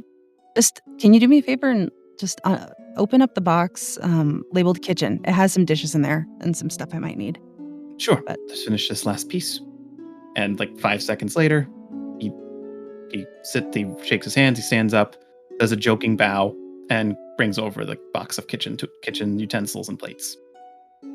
And I start kind of setting things up and thanks. And I think I remember like tender moment. I probably lean over and give him a kiss.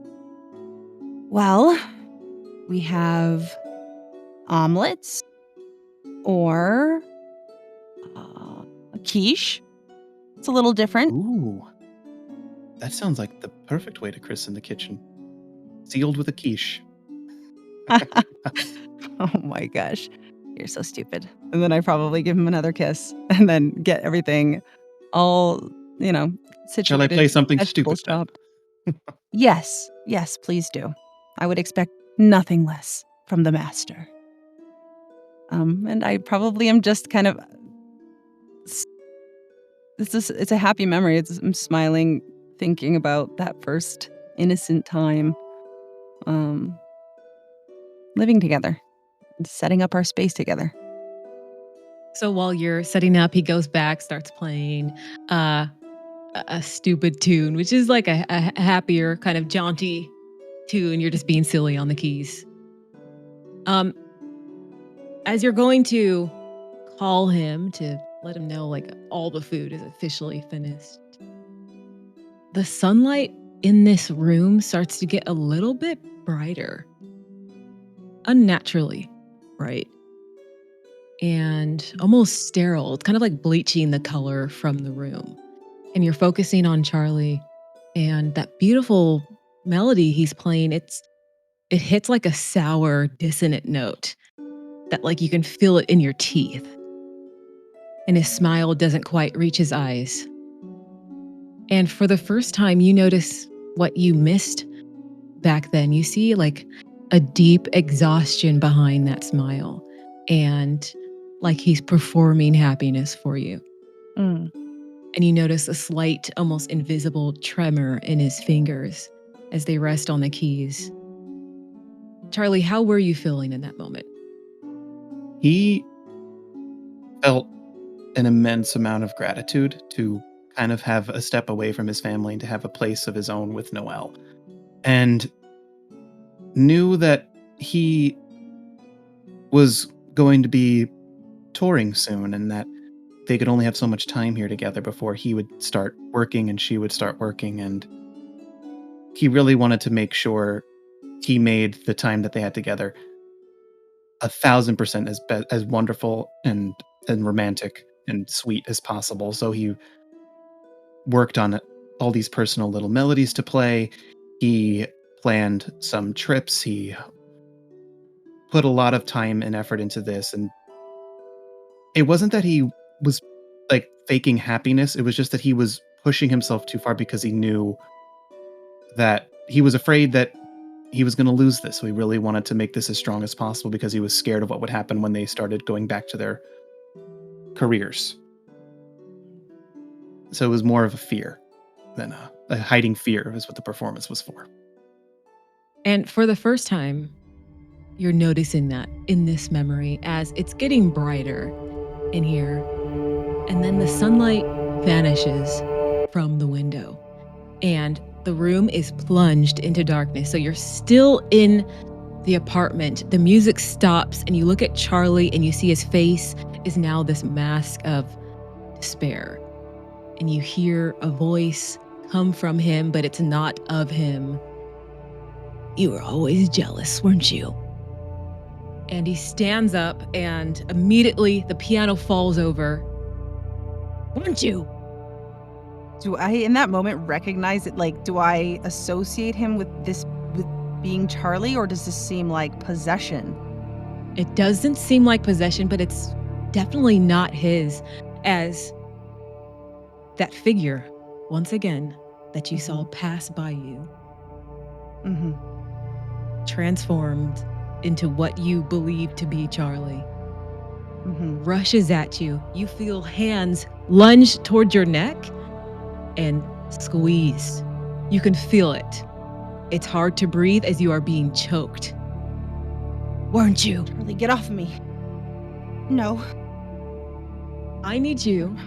I'm going to roll Justify. damage because you are actually being choked right now. As hands and fingers are squeezing around your neck tighter as you keep hearing, weren't you? Weren't you? No. Okay. I have dice on me. Let me know if I get it, can chime in on anything. Hold on. Sure. Just terrified. You take 7 points of damage as you are being choked. How do I disperse that on my sheet? So first it goes to your HP. So HP all the way goes down, so -5. Okay. And then it goes to your strength. So that's another -2 to strength. Okay. So you keep hearing, weren't you? where'd you? And you can barely breathe now. And outside of whatever this vision is, you can hear her struggling for breath on the other side of that door, Charlie. He is pulling at the door as best he can and realizes that it's not working. He's gonna put his shoulder into the door, try to break it open. And I realize that because I took those drugs, Yeah. which is equivalently a stim pack, I get a temporary 1d4 to my strength and my dex. I'm just gonna roll that real quick Okay. and just give that a full 4. Oh. Nice. All right. Ooh. All right, so my strength is technically 12 now, and my dexterity is 15 for however long you want me to have it. Right. So go ahead and roll me a strength check as you are just putting your shoulder into it. Yep, he's gonna do that. That is a 7, which even if I didn't take the cocaine, I would have succeeded. Yes. So you put your shoulder into it, and the door flies open. And you can see, Noelle, as it opens up, you are back in the room. You see bruising on her neck, like fingers were. Is she Yeah. acting like she's being choked? Is she floating? Is she? No, she's not floating. I imagine you are holding onto your neck, maybe. I'm like on my back on the ground, holding my neck with both hands, choking and crying. I just have tears pouring down my face. No, no. Sure. I'm It's not- all right. Charlie's gonna like put his hands around her waist and pull her out of the closet and kind of like let her collapse on his lap as he falls down like a sit. He's like, it's okay. I swear, Breathe. it was you. It was you. What? What are you talking about?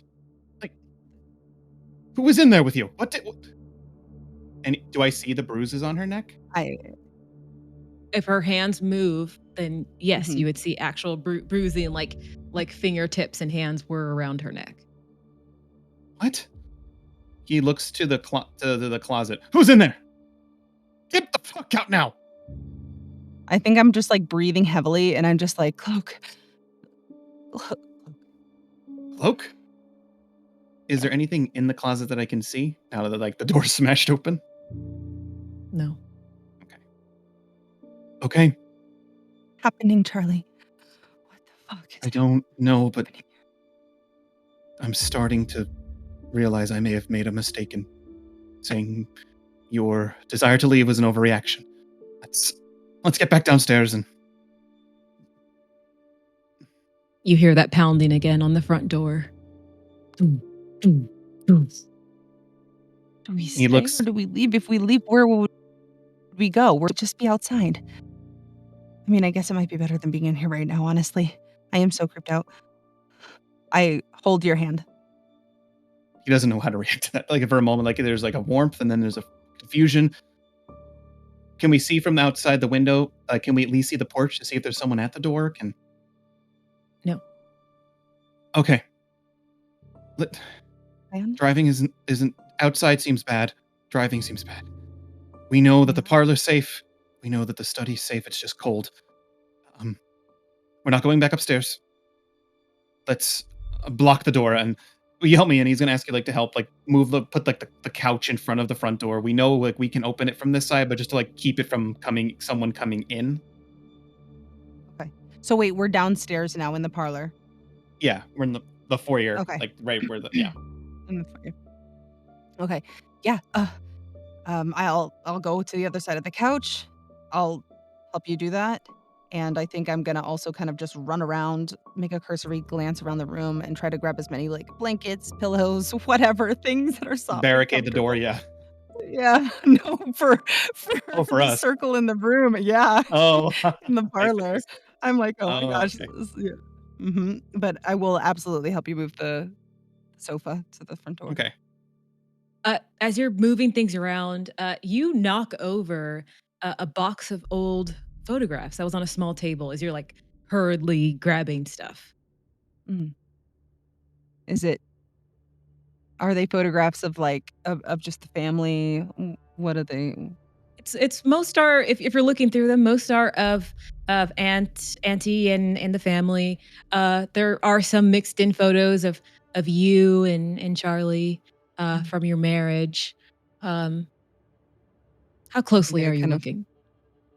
I think a cursory glance. I bend down, I scoop them up, I kind of put them back in the box, but then I think I carry the box with me, kind of place it in the center of the room, where I have a mound of, like, pillows and blankets. Can I get a control save from you? Hmm. You can do it. I got this, right? Yeah. 15. My control is 13. Oh, so close. You don't notice that in one of the photographs, again, is that figure. It was in the photograph of you and Charlie on your wedding day. You see black eyes, black cloak, kind of smoking, billowing in the background. And even holding that photograph and that box, like it burns you. You can feel heat coming. And the room is still cold? Room is still cold. I kind of toss the box down to the ground. Everything all right? No? What? Touch the box. He's gonna give a look and then listen and see the box of photos, and I recognize it as like my auntie's like box of photos that she would occasionally show to guests and stuff. So Kind of I have myself wrapped up with blankets. Oh, let's yeah, take a step he back touches away it. and Yeah, let him. he touches it and like did something come? Yeah, he'll touch the box and like put it back where it was. Feels fine. It burned. He looks at you. I believe you, and he puts it down. All right. He's gonna go to the kitchen and take like the table and chairs and block that door and like barricade it. And let me just pull the map up again. Mm. Yeah, I would say that. Yeah, that like Yeah, yeah, where he pulls was the that? chairs from the dining room, blocks the doors in the kitchen. Oh, and he'll even take some chairs and kind of like put them like a little weird little barricade by the staircase to upstairs because he doesn't think upstairs is safe either based on both of their experiences. Okay. You got that's covered, that's covered. The only place is basement. And it's still cold and I don't know about you, but I could go for some wine. Okay. That sounds like a better option than anything thus far. All right. And I if we kind of like perhaps if we yeah, scoop perhaps the if we're box with my foot.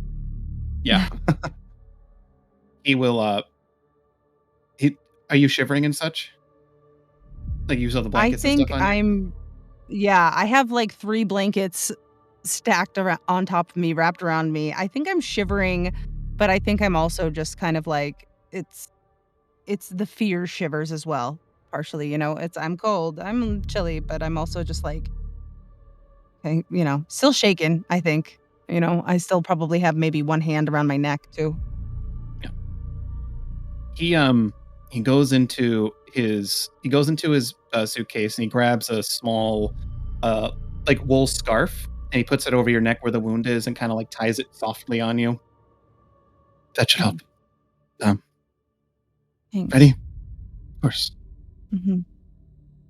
And I'm gonna just follow you at this moment. we'll go down the back hall, kind of like doing our best to like I would like try to make sure we're not being seen through the windows if there's something outside, because Mhm. and take the back hallway down towards where the basement stairs is. Oh, do you have your flashlight? Yeah. Flashlight. Just in case, I Would don't have. remember where the switches are down here. He has like attached to his car keys like one of those little tiny like flashlights, but like it's small but it's powerful. Click. So you guys head down to the basement? Sure. Yeah, of course. Gotta get 100% explore the house. Like, Yeah, Are you usually going dark, down? creepy. Are you going And- down to the cellar where like the drinks are, or are you going to the boiler room? Well, we need to at least go to the boiler room because that's the only way we're going to figure out if we can get the security systems working in the heat. But Boiler room I'm first. gonna- okay, Yeah. okay. No, I don't We'll- want to go by myself. No. No, Are you I'm crazy? coming with you. But no, we're going. No, Okay. only a little. That was an attempt at a Okay. joke, I'm sorry. I have my hand on the back of his shirt, and I'm just kind of like following after you.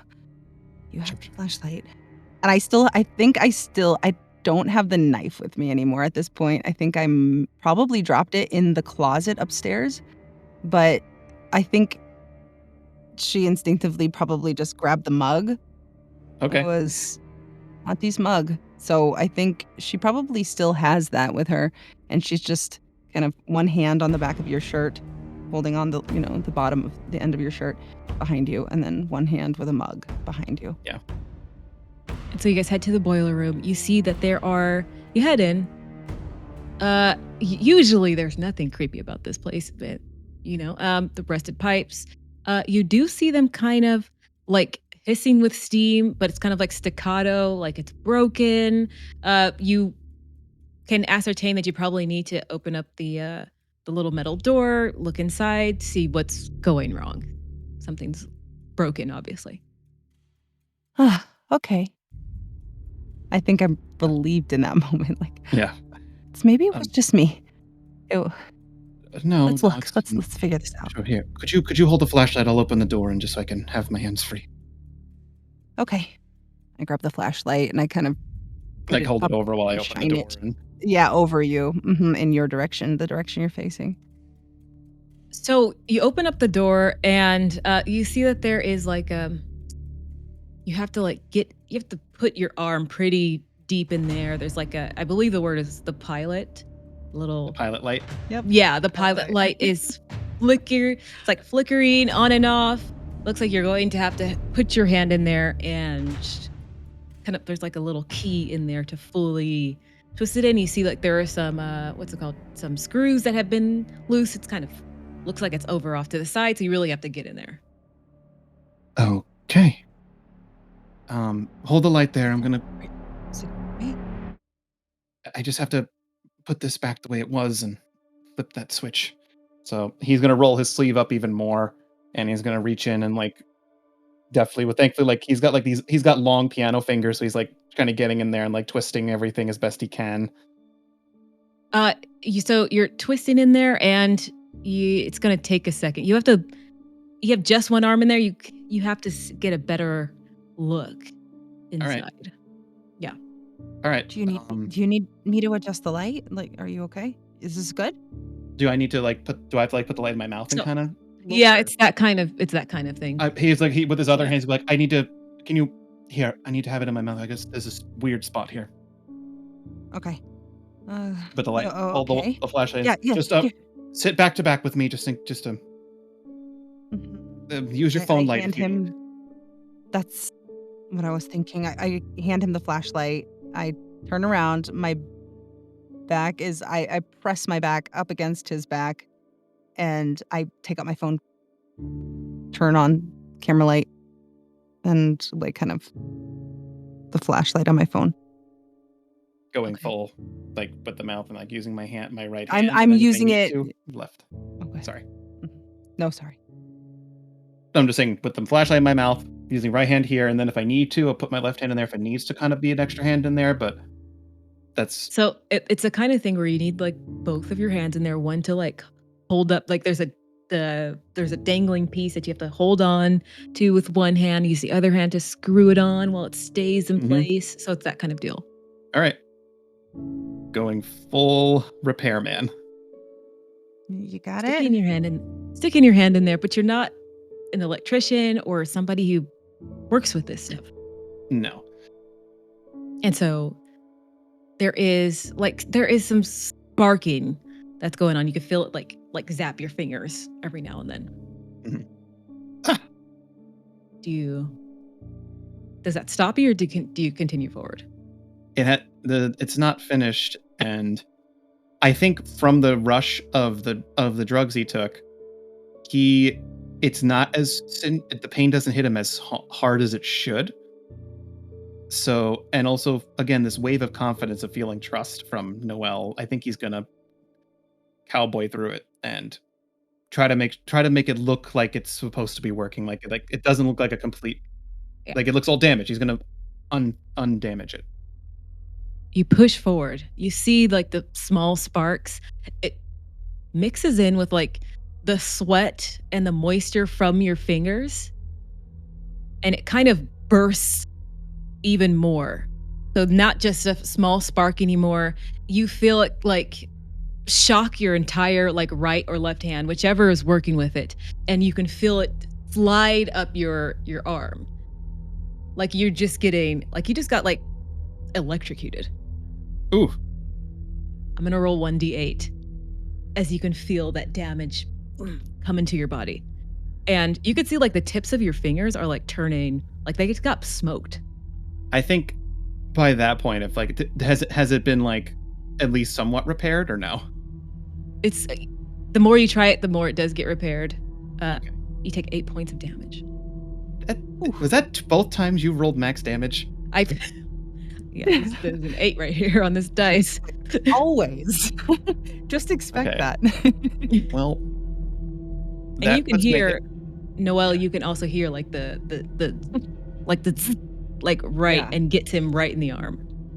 I think are you what happened? Are you okay? Oh, fuck. And he's shaking his hands and Let me see. Let me see. you could see like I would say it's his right hand that was the one that was zapped the most, and you could see like the burning like wounds of like someone who's touched something and gotten electrocuted travel up his right arm. I'm gonna say because I rolled a 4 for my temp strength, that's just gone. So thankfully, like that's just gone. But I think should I reduce the 4 from my max now and then just treat it as it's 8, or will that just hit me later when my high comes down? I would say it hit you later. Okay, it'll hit me later. Just let me know. Oh, sorry. No, it would hit you now. Okay. You would take the damage now. Yeah. Okay, I take the damage, but I would still treat the roll as an yeah. Okay. Yeah. Yep. So your HP is gone. My HP is gone, and I took I- 4 into my strength. So I do believe you need to make a strength save. Yes, I do. Okay. That is going to be... Oh, it's okay. I just got to roll a 4. There it is. That is not a 4. That's a 13. So you take a wound. Okay. And that takes up one of your inventory slots. Sure. And we'll say your hand is burned. Burned hand. And it immediately you see it kind of travels up your wrist as well. And you see his hand is like bright red, and the skin looks torched. I think I like instinctively reach out for his hands. I know his hands are part of his work and it's kind of important. I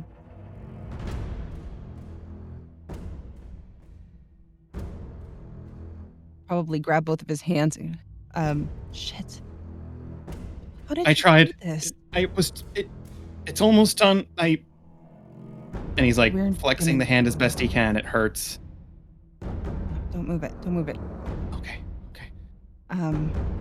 I think I don't know. I think in my mind I'm like trying to looking around, thinking of something to wrap around your hand. You're looking around trying to find something? Yeah, and I mean I know I have blankets covering me. Right. So As you're looking I around, Mhm. you see it. A cold, black miasma that coalesces into a shifting, kind of like vaguely humanoid form that has detached itself from a shadow in the boiler room. And it moves towards you, Noelle. I think in that moment I panic. I kind of not meaning to, but I think I shove Charlie. I'm like, I imagine we're both crouched down.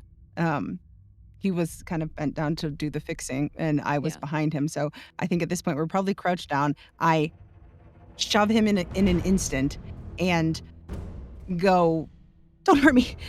Like, put my hands up, reflexively covering my face, and then I need in the direction towards this thing I see coming toward me, and I I need say, everybody "Don't to hurt me." I need everybody to roll a deck save and to go into initiative. Okay. Okay, of course. Yeah. Okay? I have rolled a 9, so I have Ooh, succeeded. 8. Okay, so I'm gonna roll dex for this creature and see if it gets higher or low. Oh, it also rolls an 8. So Wow. What does it no. mean? Oh, no. I'm gonna say Noelle. Mhm. You go first, Um, and then it's gonna go. And then Charlie. I think as I kind of fall down, like, kind of fall to my bum, pushing Charlie away, saying, "Don't hurt me," I think I take the mug and I chuck it in that direction, at this cloaked thing, and as I'm doing so, I probably would just, like, yell out to Charlie. I mean, he's right next to me, but I would probably yell it, probably be, "He's here! The cloak, the cloak, the cloak, you don't see him? Do you see him?" It's like, chuck it. Yeah. So you chuck it. This is kind of like an improvised weapon, so I'll say it does 1d4, so you can roll 1d4 as you throw it. I don't even know if she's trying to hurt this thing. I think it's a reflex, like, get the hell away from me. Hey, a coffee mug could hurt. 1. 1. So you throw it, and it kind of almost passes through the body, and then it clinks and falls to the floor and breaks. It's going to rush at you, and you start to feel a coldness as you feel like a mouth open and just starts to suck inward, and your breath is leaving your body. Not I just think your, yeah. I'm looking over at Charlie. Does he see any of this? Am I Yes. absolutely Yes. okay. So I think I'm just screaming your name. So he's holding on to you, and you see him, and you can see like this wind being sucked out of her, but it's not just wind. It's like your emotions are being sucked out of you as well. And so you're starting to feel nothing, but also the wind begin to leave your body. And you see this black colored creature, humanoid person, Charlie, Yeah. holding her body and doing this. I'm gonna roll a D10, as this is just stress and it's going to affect your control. And I rolled a 10. Jesus Christ. I Oh, told you. man. Expect the best, nothing less. So this is just a mechanics question. 10 stress is control, right? Yeah, because it's like sanity damage. Yeah. So your control goes down to 3. Oh. Okay. And then I'm going to have you make a Hold on. control save as well. This is where the saves hurt. Oh, is she frozen? I think she. Oh no. Oh, okay. Oh, back. Sorry. Okay. Yeah, my internet was being wonky there. I apologize. I don't know what was going on. Okay. I'm here. So I need a control save from you. A control save. Okay. Oh, great. It's going to go well at 3. Oh man, 7. so close. I keep getting close, but no cigar. You roll a 7, and you got, I believe in this game, that means you get not a wound, it's a, you get a little weird, buddy. A fallout or a madness? Yeah, or something? it's a fallout. Yeah. That means it's a little Sometimes they're cool, but it's a little new ability that makes you a little weirder. Okay. Hey. So See ghosts.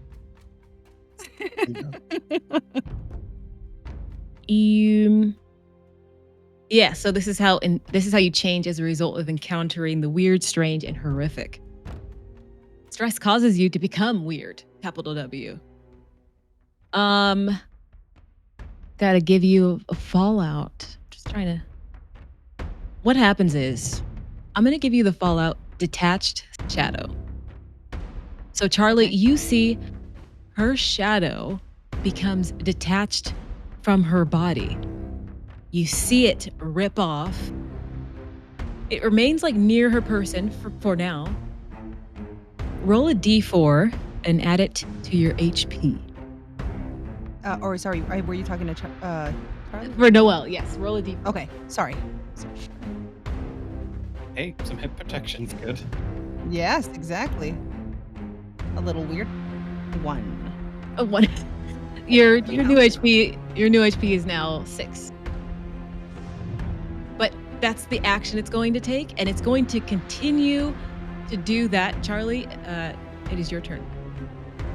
Charlie's gonna bite through the pain of the electrocution in his hand. He's gonna grab the hammer that he brought with him, and he's going to swing at the back of this creature's head. And get off of her! Another improvised weapon. That's a 1d4. That's 2. Okay. It goes to its HP first. It's very much still up. So you hit it, dish, and like it lurches forward, and it like drops her for a second. So you do fall to the ground as you can feel breath start to come back to you, but you feel changed. Okay. Like you could still feel like it feels like one of your senses was taken away. Noelle. Okay. You could still smell, you could still touch and hear, but emotionally, completely wiped. Okay. Could I use my movement now? Sorry. Yeah. Could I use my movement to like take her and like get us away from the thing as it sort of lurches and drops for like that half of that moment? It doesn't drop. It just dropped. It just dropped her. Dropped her. But I would immediately try to grab her and get us out of there if I could use that for my movement. You can use your movement to move yourself, but you have to take the action. Had to be to find the action to take. There's that specific action to find safety. Retreat. Oh, There's the okay. retreat action. Mm-hmm. Okay. But Noelle, it's back to you. I think so. I'm wiped of emotion at this point, but does that mean all emotion? Like, am I just sort of numb? You are, yes, you're more numb than anything. I think the main emotion that was taken from you was happiness. Okay. Wow. I think she's floored. She gitters backwards. Let's get out of here. I don't give a shit. The boiler? We'll handle that ourselves later, or somebody else will handle that. Let's get out of here now. Okay. I personally I've thrown a cup at this thing. I have no weapons in my hand, and to me it seems completely incorporeal, a ghost, something that I have no defense against, and it's already apparently ripped some emotion away from me. So at this moment, I think my action is to just get as far away as fast as possible. Okay. So it sounds like you want to retreat. Escape a doomed situation. It requires a successful deck save and a safe destination in order to get away. So what is that destination you're thinking of? The pile of pillows and blankets that I made in the parlor room. Okay. So now you just need a successful deck save. Guess what? Got this. Oh. You guys. For real. Oh no. No problem.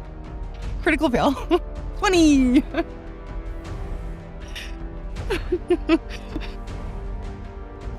We're both.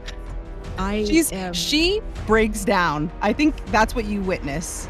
Charlie, if he's looking over at her, I think he's seeing her losing her mind a little bit. She's on all fours like a crab walk, skittering backwards, trying to get out of the basement backwards and on her all fours, like with her eyes still sort of glued to this shadowy entity. And kind of, yeah. Just What happens is you try to dash out of here. You think of the pillow, you think of upstairs. As soon as you try to run away, arm reaches out and grabs you by the neck. No. Oh. It pulls you back in, and its mouth is so close to yours. Do I have any sort of reaction or anything at this moment? No. Or no? No. Okay. You hear it say, "You will be mine forever, Who are you? till death do us part." And I'm going to roll again, as it is, again, intake of breath. And you see, as its face is even closer to hers, I'm going to roll. Oh. And that is a 3 to your control. But you got 1 hit protection back. That is just, no, it just raised her hit protection. It didn't come back. Oh no. Oh, okay. Okay. So I have HP 0 still, but my hit protection is at 6. Control is now at 0. With the control at 0, let me double check because I don't want to be wrong. I think I know, but 1 second. Because Yeah. We're holding. He is getting control is reduced to 0. And as you hear it say, "Till death do us part," Charlie, you see her eyes turn a gray color. And she's alive, but she's no longer herself. And she is completely lost to her mind. Can no longer take any actions. And he drops her off to the side. And you see her body just flop over. She's breathing, or? She's breathing. Eyes are completely glossed over. Oh God. It turns to look at you. It's your action. Now I would like to use my action to take, if I can, like, she looks, her eyes are glossed over. Is she like convulsing? Is she? No convulsing. She looks catatonic. Can't leave her in here. He's going to run past the creature and use his action to grab her to do a full retreat with her. Even if he's like dragging her, he's gonna like grab her and run. Okay. Successful deck save. Okay. All right. Okay. Oh my God. Here's the thing. That's a 14, but because of the cocaine, I got a temporary 4 boost to my dex, so it's usually an 11 where this would fail. But my dex at the moment is a 15, so that is a success. Oh. So you're able to quickly, like, but yes, this is like a heavy body though that you're picking up, and she can't really move or talk. Full ragdoll. Yes, so you're picking up the body and you're able to get back out, and you don't Kick see the it. door shut, get to the parlor, go. Yeah, you don't see it, but the creature kind of melds back into the shadow in the boiler room. And now it's you and Noelle, and you hear click, click, click, and the fog recedes from around the house. Once again, you could see the woods, you could see your car. You could see fireflies outside as it's nighttime. The rain has receded. He doesn't care about any of that. He's going to like put prop her on the couch and like put the blanket on her, like try to get her to like respond to him, like touching her face, like, Noelle, talk to me. Come on, talk to me. Please. Like anything he can do to get her to respond. Nothing. Nothing. He does she like if he bring does she like she's breathing, she's like just catatonic. Yeah. She's in a vegetative state. He is going to like he looks around like everything's back to normal. Like Yeah. It even starts to feel warmer in here. he's gonna hold her for a minute and just cry. And then he's gonna wipe his face. He's going to call for an ambulance for a medical emergency and bring her into the study. Let her, like, in the blankets, rest on the cot, just sort of sit there, and he'll sit with her for a moment and then go over to the piano. Shall I play you something stupid? And he'll start playing the song of Noelle that is on the sheet while he waits for the ambulance to come. And I imagine it's probably a good long while before they would arrive because of how far away they were. Yeah. He'll text Charlotte and his mom and just say, there's been an emergency. I need to take Noelle to the hospital. You'll have to take care of this ceremony on your own. I'll keep you updated. Bye. And he'll play the song multiple times, hoping that maybe something will snap her out of it. Then he remembers the music box that Auntie Ethel had in her room. He fetches it from, I believe, either you had it or I had it, I don't remember, but between the two of us, one of us had it. He gets it and sits next to her and puts her hand on one side of it and his hand's on the other and begins to crank the little music box. Is there any response from her or? No. To the happy couple. And he's gonna put her head against his chest and slowly rock and whisper under his breath, for better or worse.